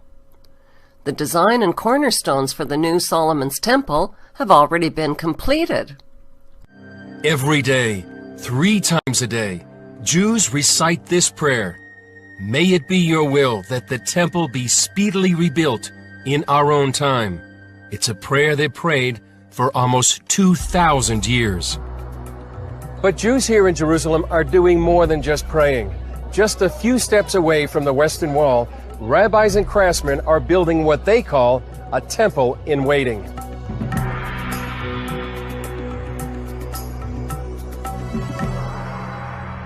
We're supposed to build a temple, and nothing about that changed. Nothing about that commandment changed. Chaim Richman is a director at the Temple Institute in Jerusalem. The Temple Institute is actively engaged in research and preparation for the resumption of the service in the Holy Temple, to the extent of actually preparing operational blueprints for the construction of the temple according to the most modern standards. This menorah is just one of several vessels created for the next temple. It's covered with 95 pounds of pure gold and has a price tag of $2 million. Piece by piece, the third temple is taking shape, with priest garments, vessels of copper, gold, and silver, and a new generation of Levite priests, specially trained for temple service. We have enough in place now to resume the divine service and to build the temple. But obviously, a lot of things have to happen in order for this to happen. Gershon Solomon leads a group called the Temple Mount Faithful. They commissioned these cornerstones for the third temple. The 6-ton stones were consecrated with water from the biblical pool of Siloam and cut with diamonds. The Temple Mount, 35 acres of it, is the most explosive piece of territory on the face of the planet. Jewish leaders have already established a training center in Jerusalem, where temple priests are now learning how to offer the required animal blood sacrifices and to conduct the daily temple services. Now, of course, there's limits on exactly what sacrifices we can do because of the state of impurity that we're in. Some sacrifices we can't do without the ashes of the red heifer, but the Passover offering, national sacrifices we can perform in a state of impurity. So what's stopping the Zionist Jews from rebuilding Solomon's Temple? What's stopping them is a Muslim shrine called Dome of the Rock, which was built in 691 AD, right over the top of the ruins of Solomon's Temple. It is one of the world's holiest Muslim sites. This sacred real estate is, without a doubt, the most dangerous real estate on planet Earth. The Muslim Dome of the Rock is the elephant in the room. The Zionist plan to rebuild Solomon's Temple on sacred ground must, by necessity, be a plan that reduces the Muslim Dome of the Rock to rubble. Building Solomon's Temple means the Muslim shrine must fall, either by a natural disaster like an earthquake, or a man-made disaster like an exploding bomb. A man-made disaster would surely be the spark that ignites World War III. When a British monarch is crowned, an elaborate ceremony takes place which resembles the ritual crowning of King Solomon of ancient Israel. King Solomon ruled over ancient Israel and had extensive knowledge of the Kabbalah, which he used to communicate with demons.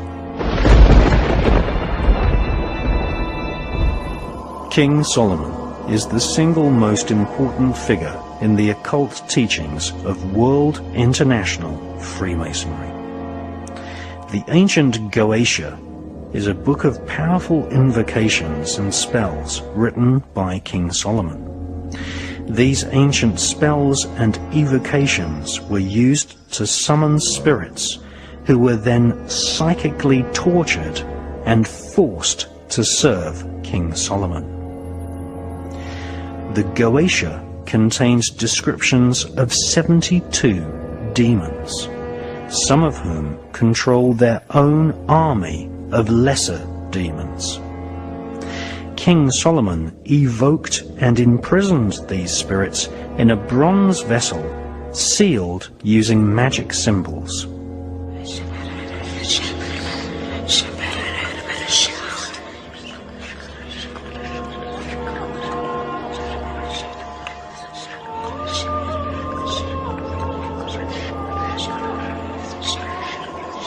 The Goetia explains how the spirits can be compelled into obedience.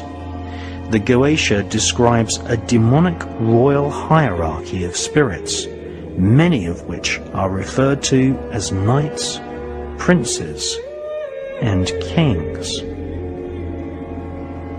King Solomon ruled ancient Israel from the year 970 to 928 BC. Satanists, occultists, and Freemasons worldwide venerate the memory of King Solomon, who owned a magic ring engraved with a symbol called the Seal of Solomon. This gave him power over the invisible monarchy of demons. This Seal of Solomon is better known as the Star of David. It is this symbol which is encoded into the $1 bill. It is also the flag of Israel.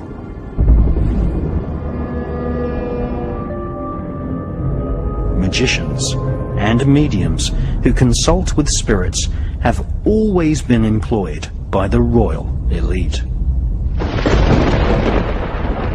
In medieval Britain, Dr. John Dee was consulted regularly by Queen Elizabeth I. At the British Museum in London, we see the dark mirror which John Dee used to see or scry the faces of spirits.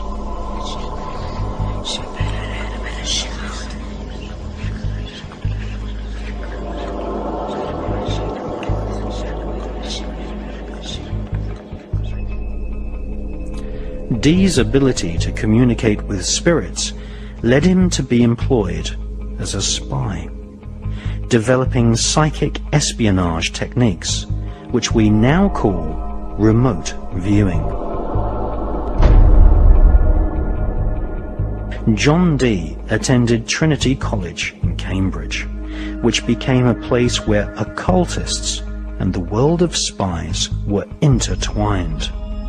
Aleister Crowley also attended Trinity College. In 1904, he wrote an introduction to an ancient book of spells called the Goetia. Soon after, Aleister Crowley followed the footsteps of John Dee and worked as a spy for Her Majesty's Secret Intelligence Service, MI5. Dr. John Dee was secretly initiated into the secrets of the Kabbalah by Rabbi Lowe in the 1500s. The Kabbalah offers a route map which is called the Tree of Life. Discarnate spirits, some angelic, some evil, occupy each point on the Tree of Life. These spirits can be called forth and invoked to serve the magician.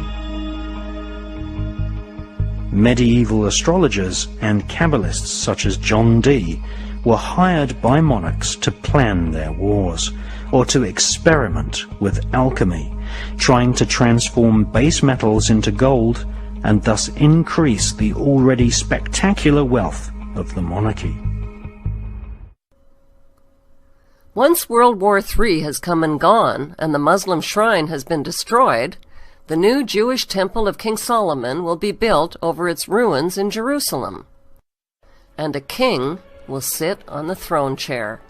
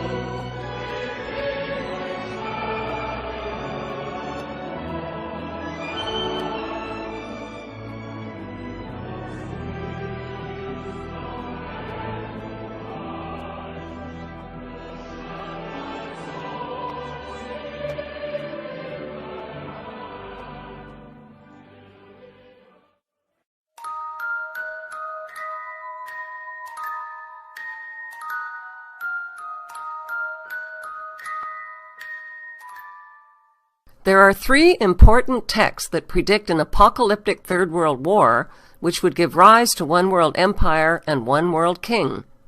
The Bible's Book of Revelation, the Illuminati's Protocols of Zion, and Albert Pike's Morals and Dogma. A statue of Albert Pike stands today on a pedestal in Washington, D.C. What did Albert Pike do to deserve a statue in his honor on federal land at the foot of Capitol Hill? Albert Pike was the sovereign pontiff of Universal Freemasonry and a known Satanist who possessed a bracelet which he used to summon Lucifer. After the American Civil War, he was imprisoned for treason, but thanks to Freemason President Andrew Johnson, Pike was pardoned. By 1869, Pike had become the National Chief Judiciary Officer and Grand Dragon of the Knights of the Ku Klux Klan in Arkansas.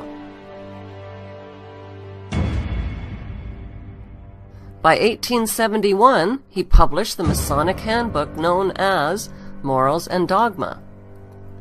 Albert Pike was also the author of a military formula for 3 world wars that would advance the world government agenda to its final stage in the 21st century. World War I, said Pike, must be engineered to overthrow the Tsars of Russia and make Russia a fortress of atheistic communism. World War II must be engineered to destroy Nazism, strengthen political Zionism, and create a sovereign state of Israel in Palestine. World War III must exploit the conflicts between the Zionist state of Israel and the Islamic states so that they mutually destroy each other. Divided and exhausted by war, the masses will receive the light of Lucifer brought finally out into the open. Albert Pike's vision for World War III is now taking shape in the Middle East, where the engineered conflicts between the Zionist state of Israel and the Islamic nations are coming to a head. Proof of a world government conspiracy is uncovered on our Seeing is Believing tour of 5 U.S. cities, starting with Denver, Colorado. Denver, Colorado is home to America's largest airport called the Denver New World Airport. The airport was built by Freemasons in 1995 and features a Freemasonic dedication capstone in the atrium. A time capsule is buried underneath the stone to be opened in the year 2094. The New World Denver Airport has a swastika-shaped runway. There is reportedly a deep underground military base beneath the airport, with miles and miles of secret subterranean tunnels connected to a large network of underground cities. As passengers drive up to the main airport terminal, they are greeted by a sinister-looking 32-foot-high fiberglass blue stallion, with veins popping out of its body and demonic eyes that glow bright red. Not exactly a calming influence for travelers who are already spooked about getting on a plane. The sculpture is believed to symbolize the pale horse of the apocalypse mentioned in the Bible, whose name is Death. The sculptor, Luis Jimenez, was killed by the horse when a chunk of the sculpture broke loose and came crashing down on him. Locals call the horse Blucifer. Inside the airport, travelers hurry past grotesque gargoyles in suitcases that leer down at them, and morbid apocalyptic murals that line the airport walls at the main gate. 4 panels of giant-sized wall murals in the baggage claim area tell a terrifying and prophetic story in pictures of how humanity's future is going to unfold. The first mural reveals a horrific Darth Vader-like figure wearing a Nazi general uniform and a gas mask. The gas mask indicates that the next war will use depopulating biological or chemical agents. The white dove that he is killing symbolizes peace. On the right are destroyed buildings reminiscent of the Twin Towers. The Nazi general's scimitar sword has been swished through the air, leaving behind a rainbow chemtrail that poisons the air and ethnic population below it. On the left is an endless line of weeping women refugees holding dead babies. There is no trace whatsoever of violence to the dead children, who appear to have died from the deadly gas of the toxic rainbow. Why are there no men present? Presumably, they have all been killed. The Nazi general's scimitar sword that destroys peace is a symbol used by the Shriners, who are Freemasons. Freemasonry is a fraternity within a fraternity. Outwardly, it is a friendly charitable organization that conceals an inner brotherhood of the 33rd degree elect. The next airport mural shows a forest and a city in flames. The world's endangered animals and plants are extinct: buffaloes, whales, leopards, elephants, and sea turtles. The sickly haze and leaping flames suggest a nuclear or biochemical devastation. Children are the only survivors, and they are weeping over 3 open caskets of an African girl on the left, a native girl in the center, and a white Judeo-Christian girl on the right. They represent the death of the old black, red, and white root races to make way for the New World race. The dead white girl in the coffin holds a Bible and a yellow Juden star, which was used by the Nazis to identify Jews. It symbolizes the death of Judeo-Christian beliefs. Another child holds a Mayan tablet depicting the end of the Mayan calendar and the end of the world as we know it. In the third mural, the apocalyptic war has ended. Children of all nations are joyfully giving up their nation's sovereignty to the blonde-haired, blue-eyed German boy at the center. They are all turning over their weapons wrapped in their country's national flag to the German boy. The Bavarian jacket leaves no doubt whatsoever that the blonde-haired, blue-eyed boy is German. He symbolizes the Bavarian Illuminati. With an iron fist, the German boy destroys the weapons of war symbolized by the Nazi general's sword. The German boy uses a hammer, which symbolizes the hammer and sickle of communism. In the foreground, the Nazi general is dead, with doves of peace perched on his corpse. The German boy symbolizes a world leader and savior who brings peace through communism to a devastated world. Who is this boy that the world gives up their flags and weapons to? We know he is German, with blonde hair and blue eyes, like Prince William, who posed as a boy for this Papua New Guinea stamp. Prince William's father is the son of Prince Philip and Queen Elizabeth, whose surnames were changed to cover up their German identities.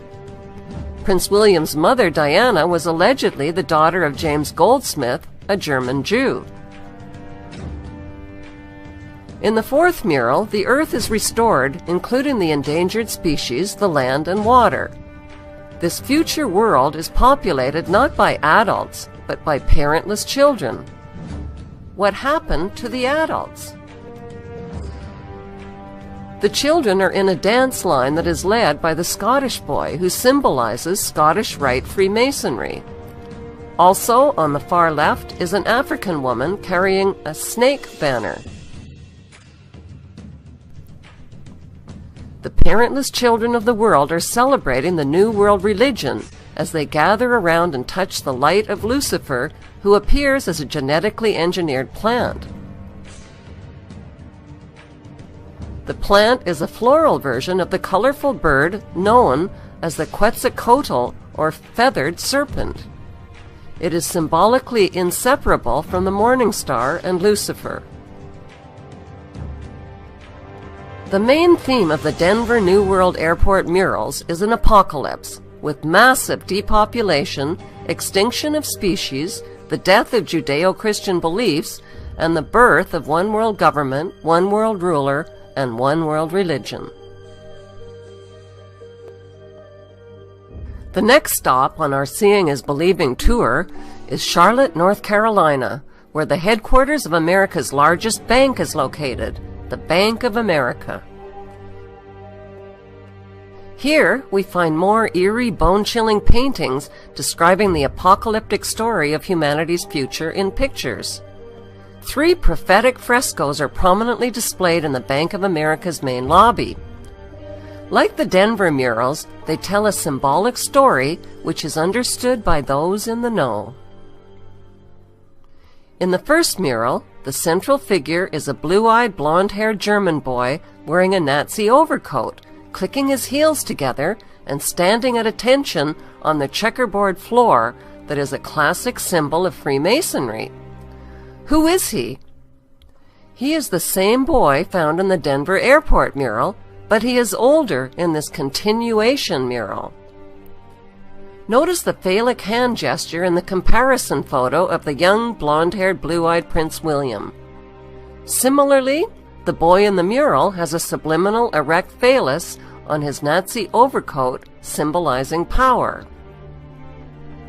By erasing the boy's right arm, it becomes clear that the flames of the burning bush are shaped like a hand, and the bush itself is shaped like an arm that is positioned at the boy's shoulder.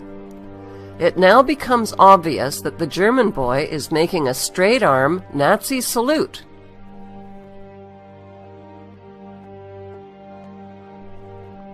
Prince William's Knight of the Garter crest is a gold lion. The image of the gold lion is subliminally embedded into the blonde hair of the German boy in the mural. Notice the Egyptian pyramid and black sun behind him. The second fresco in the Bank of America's lobby is an apocalyptic concentration camp where resistors are incarcerated. In the background, industrial burning suggests a crematorium. The back and side wall are strung with barbed wire. Hazmat Marines carrying rifles are seen in the crowd with their Nazi Gold Eagle and flags. Notice the person wearing the white hazard protection gear. The hazard protection gear symbolizes a pandemic, biochemical, or nuclear warfare. This is the same apocalyptic theme found in the Denver mural, in which the Nazi general is wearing a gas mask. Overhead, the elite are hovering and celebrating like gods, circling free and naked in their wealth and power. They are energized by the chaos below, where the world population is trapped in their net. All races and creeds are caught in the net of riots and protests, including a Catholic bishop, a nun, and a handcuffed man. The protest signs are blank, implying they have no voice. The street signs are also blank, implying there is nowhere to go. The last fresco has a mission accomplished theme. It illustrates the post-apocalyptic rebuilding era that creates order out of chaos. The red dragon in human form is etched into the hillside at the top of the fresco. He sleeps peacefully while the miners serve him. These miners are a reminder of the internationally televised Chilean mine disaster and rescue in 2010. 33 miners were rescued in a ceremonial raising of the phoenix. The ritual was an announcement to 33rd degree Masons that Lucifer is rising. The date of the rescue ritual was October 13, 2010, which is 13-10-10. 13-10-10 adds up to 33. Where did the Chilean president travel to the day after the rescue ritual? Buckingham Palace. He personally delivered a mine rock to the Queen that had been raised from the mine as a symbol of the risen phoenix. This president has met the Queen at London's Buckingham Palace. I brought a gift for you. This is a piece of rock that was brought by a miner. Sebastian Pinera presented the monarch with a souvenir from the San Jose mine, where 33 of his countrymen were trapped for 69 days. Mr. Pinera, who was given 33 bottles of real ale by David Cameron, said the rock was brought up by the second miner to be rescued. The prophetic murals that are featured at America's largest airport and America's largest bank express a New World Order agenda that is hidden in plain sight. The giant images, on display for all to see, are designed to be understood only by a few. The commissioned murals share common themes: an apocalypse, a new world order, and a central figure who is a blonde-haired, blue-eyed German boy. The next stop on our Seeing is Believing tour is Ellerton, Georgia.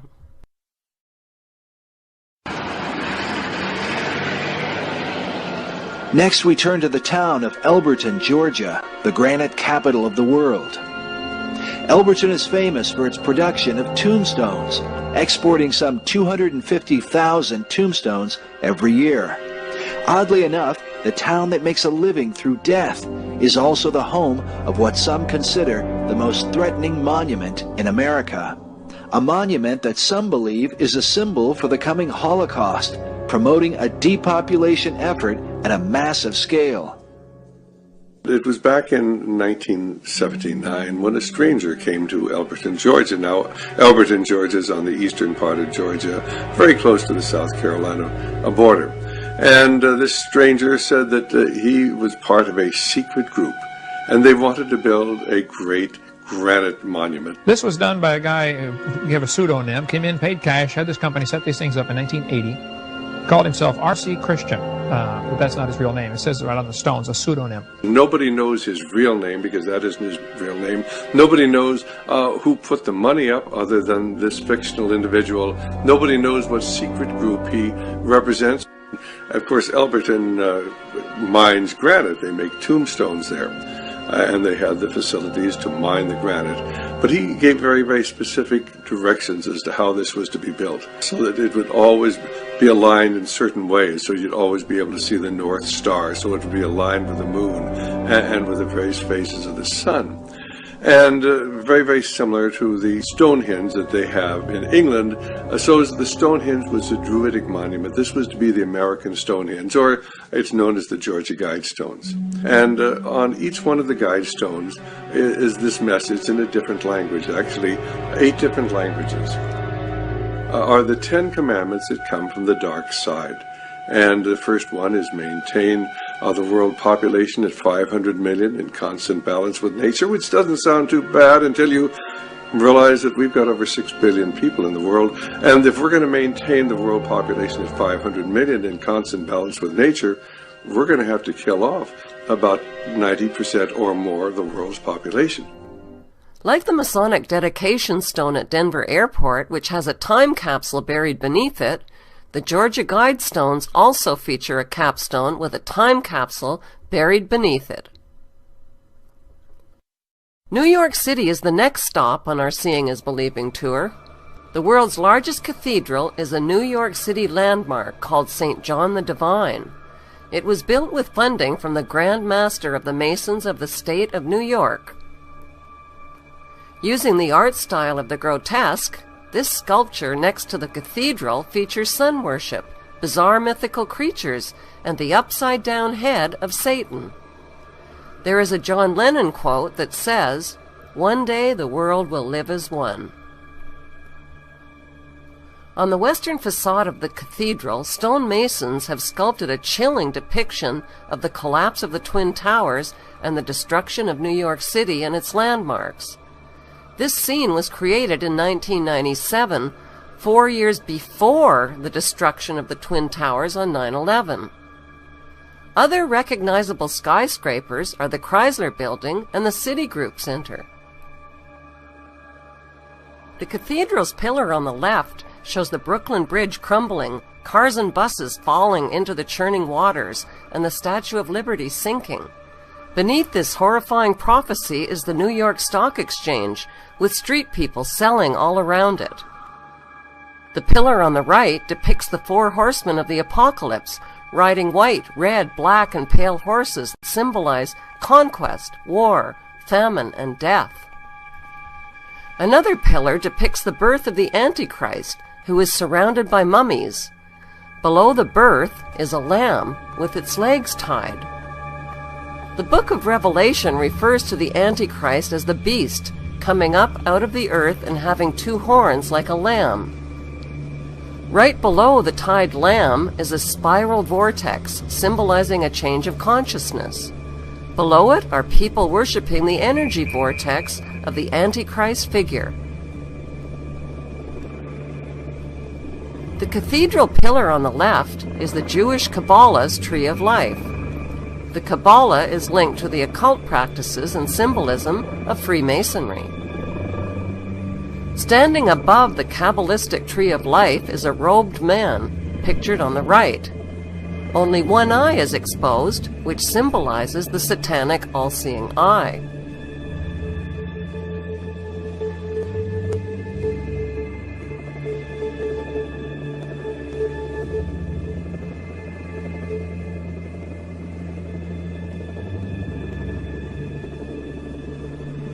Our second stop in New York City is the United Nations headquarters, which was built in 1945 and financed largely by John D. Rockefeller. Inside UN headquarters is an ominous meditation room. The custodian of the meditation room is Lucis Trust Company. At one time, the Lucis Trust was located at 666 United Nations Plaza and was formally named Lucifer Publishing Company.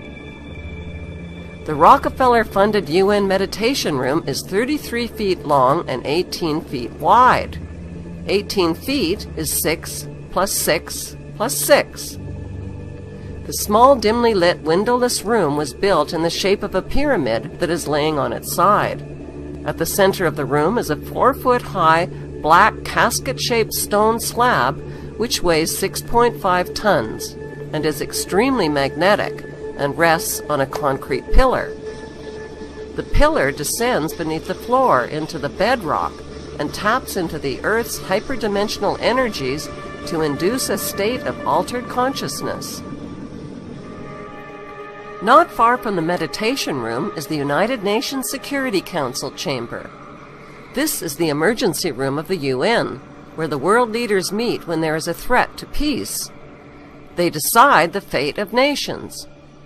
Even though Israel has over 200 uninspected nuclear weapons and has violated dozens of resolutions, no sanctions are ever imposed because of the United States' veto powers. Notice the giant mural that towers over the Security Council room. The central focus of the UN mural is the phoenix bird that has risen. The phoenix bird is a symbol of Lucifer. Egyptians believed that the phoenix symbolized a god who rose to heaven in the form of a morning star like Lucifer after his fire immolation of death and rebirth. Notice that the phoenix bird is not standing above his own ashes. He is standing above his old skin. Like a snake, he has shed his old skin and is revealing himself as God at the center of the mural. At the top left, there is a church steeple without a cross.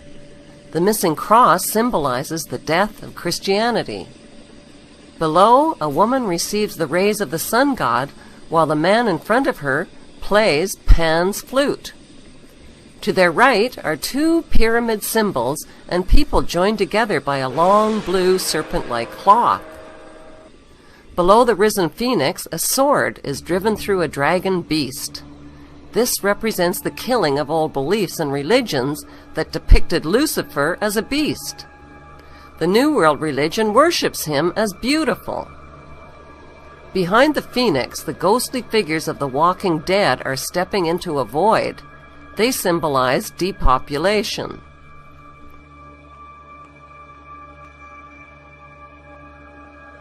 On the right panel, the pale horse from the book of Revelation is the bringer of death to humanity through weapons, hunger, and disease. The man is releasing him. The chained black man represents slavery, while the top panel of the mural shows a technologically advanced white race who control industry, art, and science.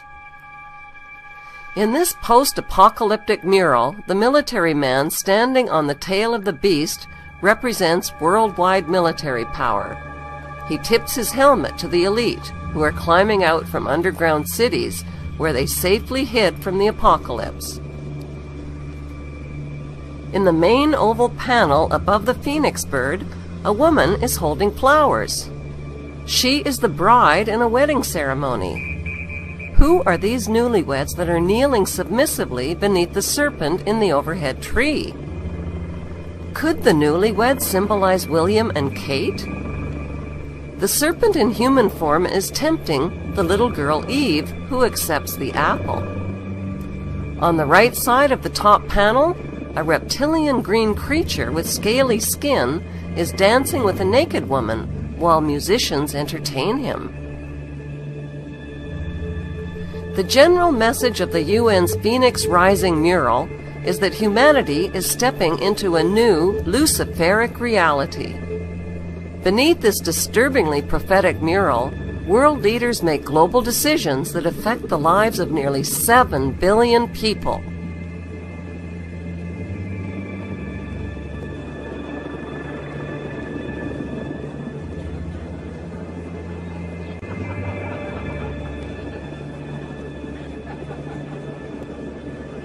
What's hard for most people to grasp is that our elected government leaders are involved in an apocalyptic scheme to enslave the masses under a world government dictatorship. How do these leaders sleep at night? How do they live with themselves? The answer can be found at the last stop on our Seeing is Believing tour, the Bohemian Grove Club in Monte Rio, California. It's an elite retreat for high-ranking politicians, billionaire banksters, businessmen, and Hollywood executives. What's the attraction? 2 weeks of partying, druid worship, and child sacrifice rituals. Members include George Bush Jr. and Sr., Newt Gingrich, Henry Kissinger, Dick Cheney, Alan Greenspan, and the list goes on. One thing is certain. These men don't believe in heaven and an afterlife for good behavior. They dress in long robes and gather before a 40-foot stone owl of the god Molech, where they conduct a mock child sacrifice ritual. It's called the Cremation of Care ritual to purge members of their guilt. The ritual symbolically burns up their cares and clears their conscience of the diabolical crimes they have committed against humanity.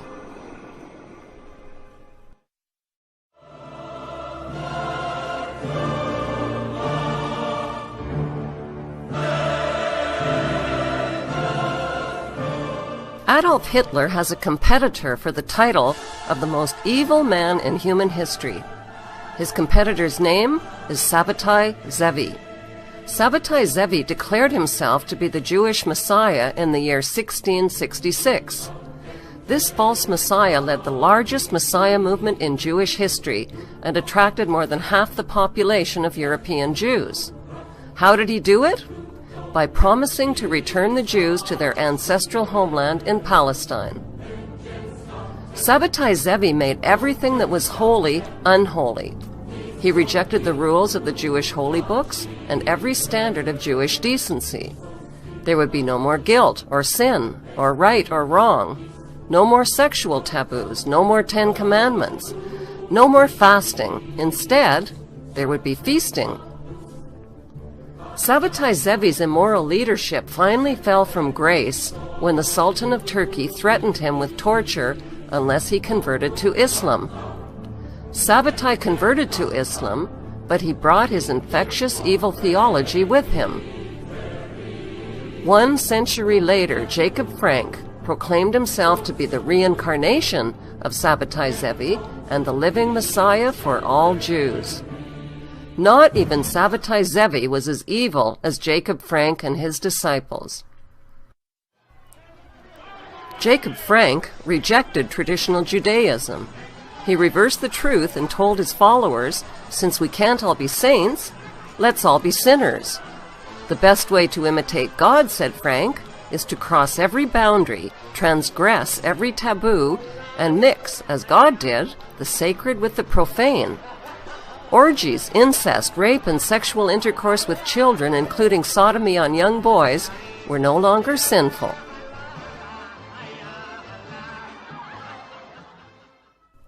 In 1773, Jacob Frank traveled to Frankfurt, Germany, the birthplace of the Illuminati.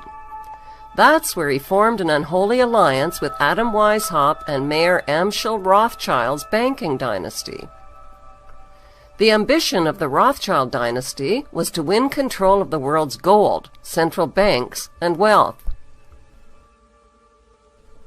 The Rothschilds sent John Jacob Astor, Jacob Schiff, and Paul Warburg to America, where they influenced the privatization of the Federal Reserve banking system and the dismantling of the American Constitution. The goal of Weishaupt and the Jesuits was to take control of the Vatican and its hierarchy of Catholic clergy. Weishaupt formed the Order of the Illuminati and infiltrated the Freemasonic lodges with his doctrine until every Masonic lodge in every nation accepted it.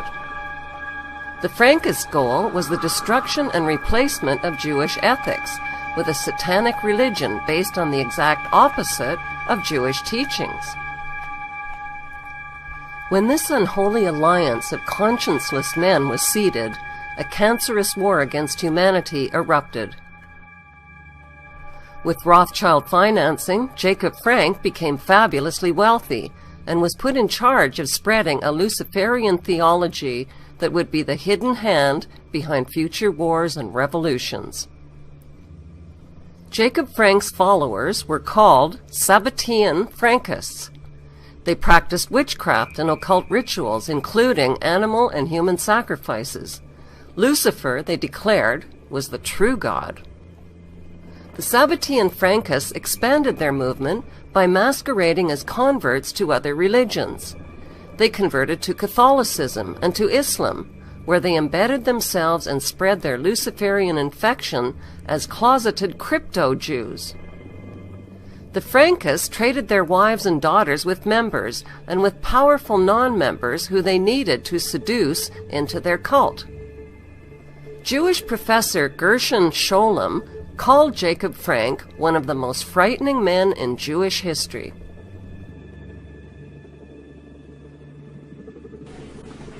By 1776, Orthodox Jewish rabbis and leaders rejected Jacob Frank and the pagan invasion of evil that took hold in 18th century Europe. They declared Jacob Frank and his Luciferian followers to be heretics and denounced Kabbalism as a rejection of the Jewish faith. When Jacob Frank died in 1791, his daughter Eva Frank and his sons Joseph Frank and Rochus Frank led the Frankist court in Offenbach, Germany. Jacob Frank's son Rochus Frank reversed his name and was known in Europe as Frank Roche. Some genealogists believe that the surname Roche in Princess Diana's family tree originates with Jacob Frank's son, Frank Roche. Jewish author and historian Dr. Henry Makow has thoroughly researched the Sabbatean Frankist movement. The Sabbatean Frankists were out and out Satanists. They believe that they have to defy any kind of natural morality, defy any kind of natural law, defy God, and they actually indulge in every kind of depravity as a form of worship, because they worship Satan. And they promoted promiscuity, and that's where our promiscuity today comes from. It's 200 or 300 years old. There's nothing new or avant-garde about it. They promoted incest, they promoted pedophilia, and every kind of sexual depravity. Rabbi Wolf Gunther Plott is the former president of the Canadian Jewish Congress. He claims that Sabbatean Frankists are false Zionist Jews who reject traditional Judaism. The Sabbatean Frankists were behind Nazi Germany's Holocaust and World War II, which was engineered to create the State of Israel.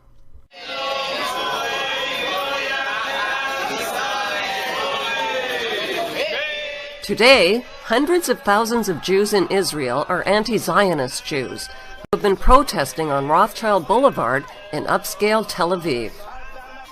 Anti-Zionist Jews are burning the flag of Israel to protest the Zionist violence and genocide and the injustices.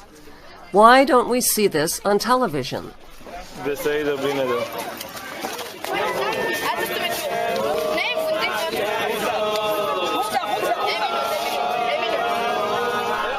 The authentic Jews condemn the illegal Jewish settlements and the forced creation of the State of Israel.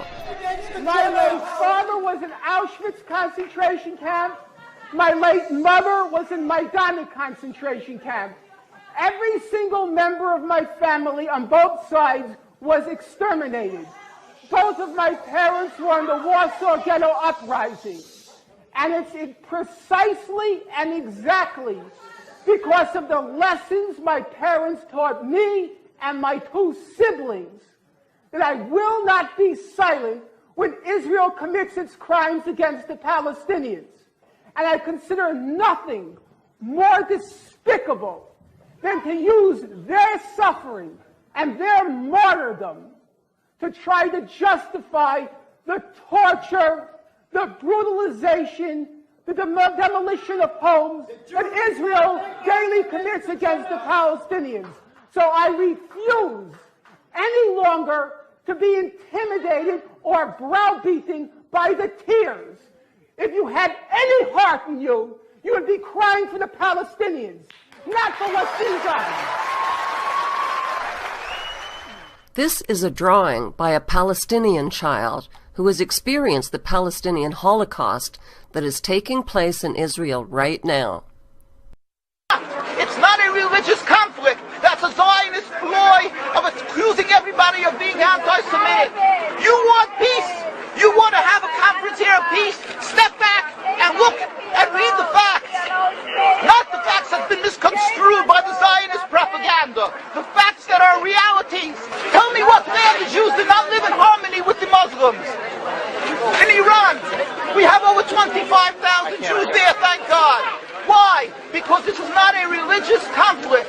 It's purely because of a political movement, a relatively new movement, which is antithetical, contradictory to the Jewish religion of thousands of years. Judaism is spirituality, a religion of compassion to emulate God.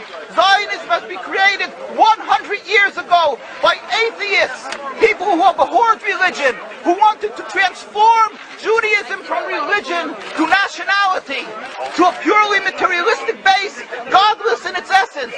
That is not Judaism, and they have no right to use the name of Israel. They've usurped our name, they've stolen our symbols, and they've stolen our identity. And they are causing death and destruction year in and year out. For over 50 years, death and bloodshed has not stopped because of a pure ideological belief called Zionism. They sacrifice on their idol bodies, human beings, hearts, souls. They rent, they've destructed houses, they've destructed people's lives. What can we do about this? Let's step back and think. There is a solution with God's help. If we would put away the politics, then we could know that we've been living and coexisting together. We most profusely apologize to the Muslims, to the Arabs, for what has been done to them. America's Zionist-owned media falsely reported that Iran's President Ahmadinejad threatened to wipe Israel off the map. This was a mistranslation. What the president of Iran really said is that Israel is occupying Palestine and has no legitimacy on the world map. Traditional Torah Jews and rabbis agree with him. There is speculation that the revolutionary document called the Protocols of Zion is a secret Sabbatean Frankist document. This document embodies 24 protocols which map out a detailed Zionist plan for global control. The protocols, written in the late 1700s, describe in precise detail the world domination plan that is unfolding today. Rabbi Marvin Antelman charges that the world today is ruled by a Sabbatean Frankist satanic cult that has conspired with the Illuminati to destroy all religions and fuse all nations into one. Today, royals, politicians, banksters, and businessmen form the inner circle of the Sabbatean Frankist elite. They live secret, two-faced lives, sometimes posing as religious Jews or Christians or Islamists. Modern Zionism is rooted in the unholy alliance of Frank, Weishaupt, and Rothschild.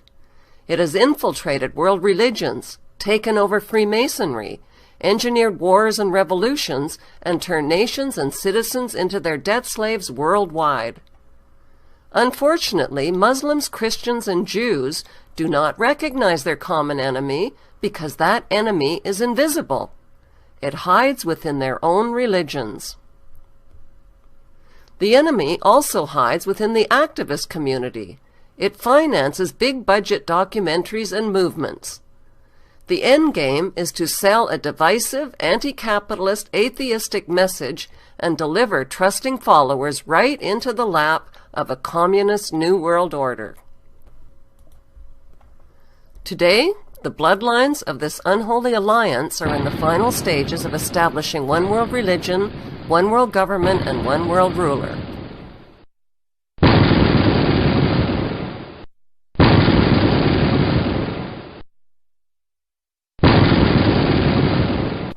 The Windsor royals are at the controls of this web of deceit. It is a known fact that Adam Weishaupt, the founder of the Illuminati, took refuge and got assistance from the German Saxe-Coburg-Gotha royal family. The Saxe-Coburg-Gothas changed their German name to Windsor.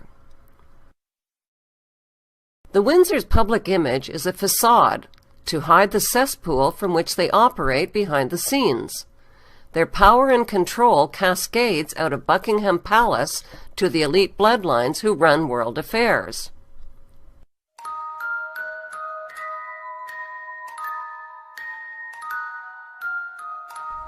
The official address for the Queen and Buckingham Palace is London. Not London, England, just London. Why? Because London is a corporation. Like Vatican City, which is not part of Rome or Italy, the inner city of London is not part of London, or of England, or of the United Kingdom, or of any nation. Beneath Buckingham Palace is a private underground subway system. The royal tube tunnels provide the monarch with a speedy getaway during a crisis or insurrection. These secret tube tunnels connect the Queen to Heathrow Airport, her castles, the Kew Whitehall Citadel, the Pindar nuclear bunker, and her Prime Minister at 10 Downing Street.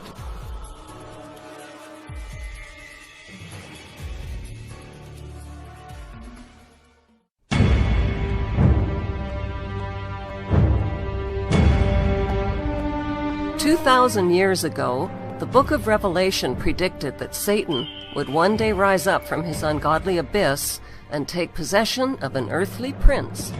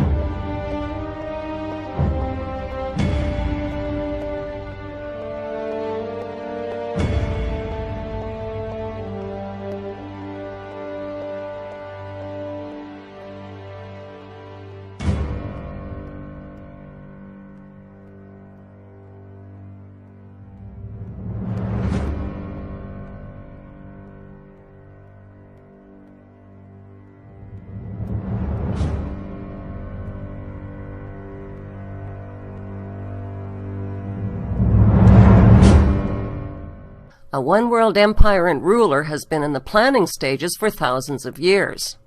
The Egyptians intentionally left the Great Pyramid of Giza unfinished until such time as their sun god achieves absolute power over the earth realm. The Great Pyramid is waiting to be crowned with a capstone. Every US dollar bill displays the unfinished Egyptian pyramid.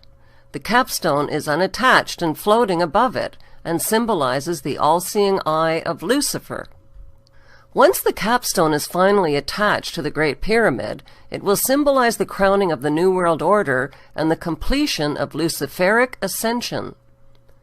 The crowning of the Great Pyramid, together with the crowning of Prince William, is fast approaching.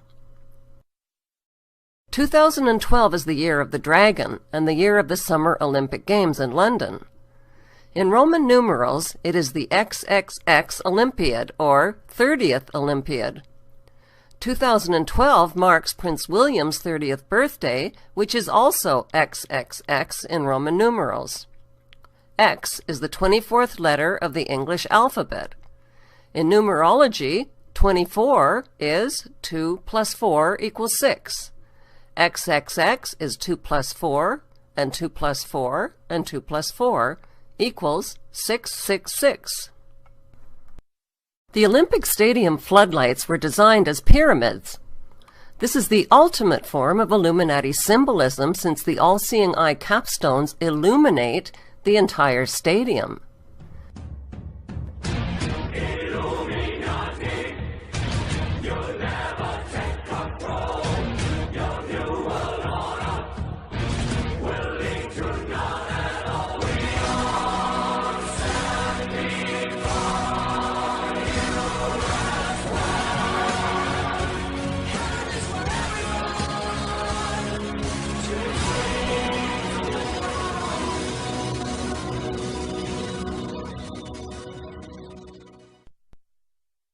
Strangely, the Olympic Village site was designed with biblical and mystical road names. Even stranger are the 2012 one-eyed Olympic mascots, which are all-seeing eye symbols. The eye of each mascot is actually a camera that allows the little demons to see all and record all.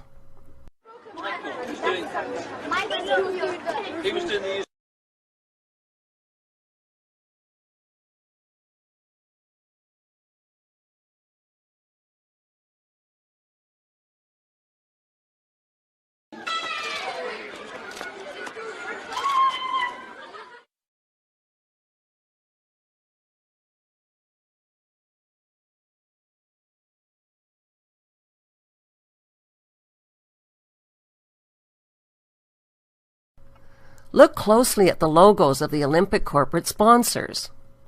Sun pyramids, pentagrams, all-seeing eyes. These corporate Luciferic logos are everywhere, and they are not harmless. Symbols vibrate and project the energy of what they symbolize. Open your mind. Open your mind. Open your mind. Open your mind. Open your mind.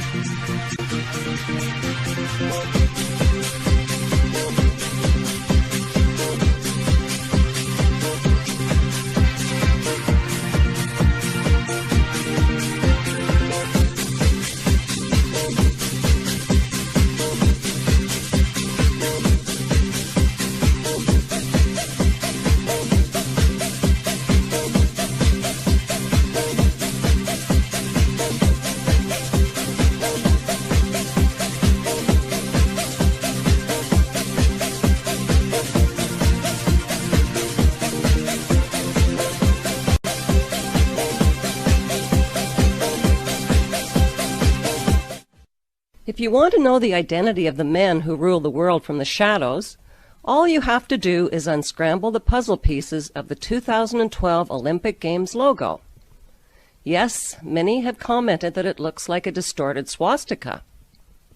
But if you unscramble the 5 puzzle pieces, you will probably make the intended mistake of thinking the logo is the numbers 2012, which is what you're supposed to think. But look again.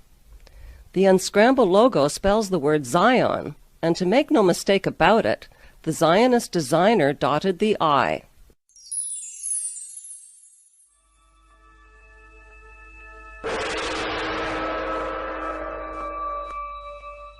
The kleptocracy of royals, banksters, and corporate criminals have painted a bleak future for humanity with their apocalyptic movies, murals, and monuments. In his book, Antichrist and a Cup of Tea, Tim Cohen states that the key leadership of the New World Order agenda is the House of Windsor in London. The Windsors are the real axis of evil that is driving world events, says Cohen. Some believe the Vatican is in charge, but look at the design of the Vatican from overhead. It is shaped like a keyhole, and inside that keyhole is the British flag and its symbolic double-cross design. The game plan formula for the New World Order is a simple one. Order out of chaos. Create global chaos by engineering and financing both sides of wars, revolutions, and movements, then create order by offering the desperate, war-weary world a peaceful solution. Enter the handsome, charming peacemaker Prince William, who turns 33 in 2015. 33 is the most revered and sacred number in Freemasonry. 33 is also the age of Jesus when he was allegedly resurrected. By 2015, the desperate, war-torn world will be ready to embrace a leader with a global peace plan and a message of hope.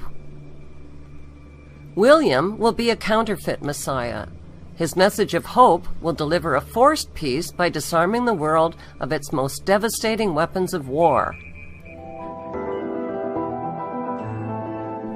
He will rule the world with his one world army from an eternal throne in Jerusalem. The throne and temple have already been designed.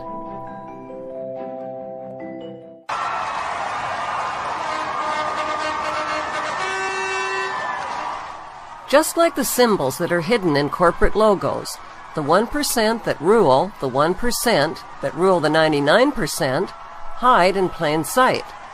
They hide by reigning instead of ruling, and they hide behind the walls of one of the world's biggest tourist attractions. Over the centuries, we have fought and died by the millions to enrich these royal lowlifes. We have worshipped them, labored for them, paid taxes to them, carried their flags, sung their anthems, and we have even wiped their butts for them. If we want to save our planet, we need to get up off our knees right now while there is still a window of opportunity.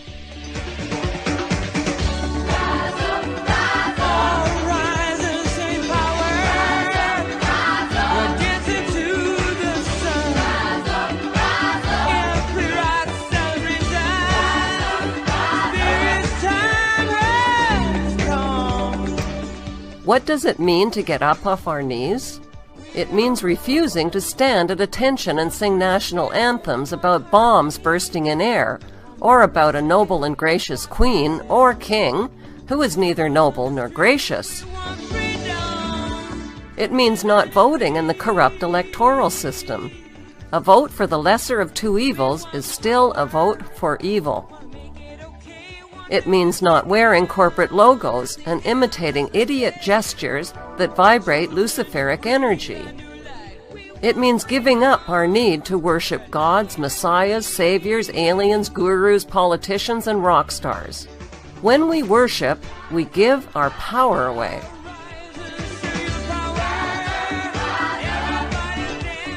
It means not supporting troops that fight and kill and die in unjust wars to enrich the filthy rich. It means withholding our tax dollars that sponsor the bankster mafia, their puppet politicians, and their genocidal wars. It means taking our money out of the bankster-owned banks and their rigged stock market casinos, then finding an alternative. It means freeing ourselves from heart-numbing addictions to drugs, sexploitation, money, and violence, and rediscovering our natural innocence. It means canceling our cable TV and the toxic propaganda that is infecting our souls. And most important of all, it means fearlessly rising up and deposing humanity's common enemy that hides in plain sight.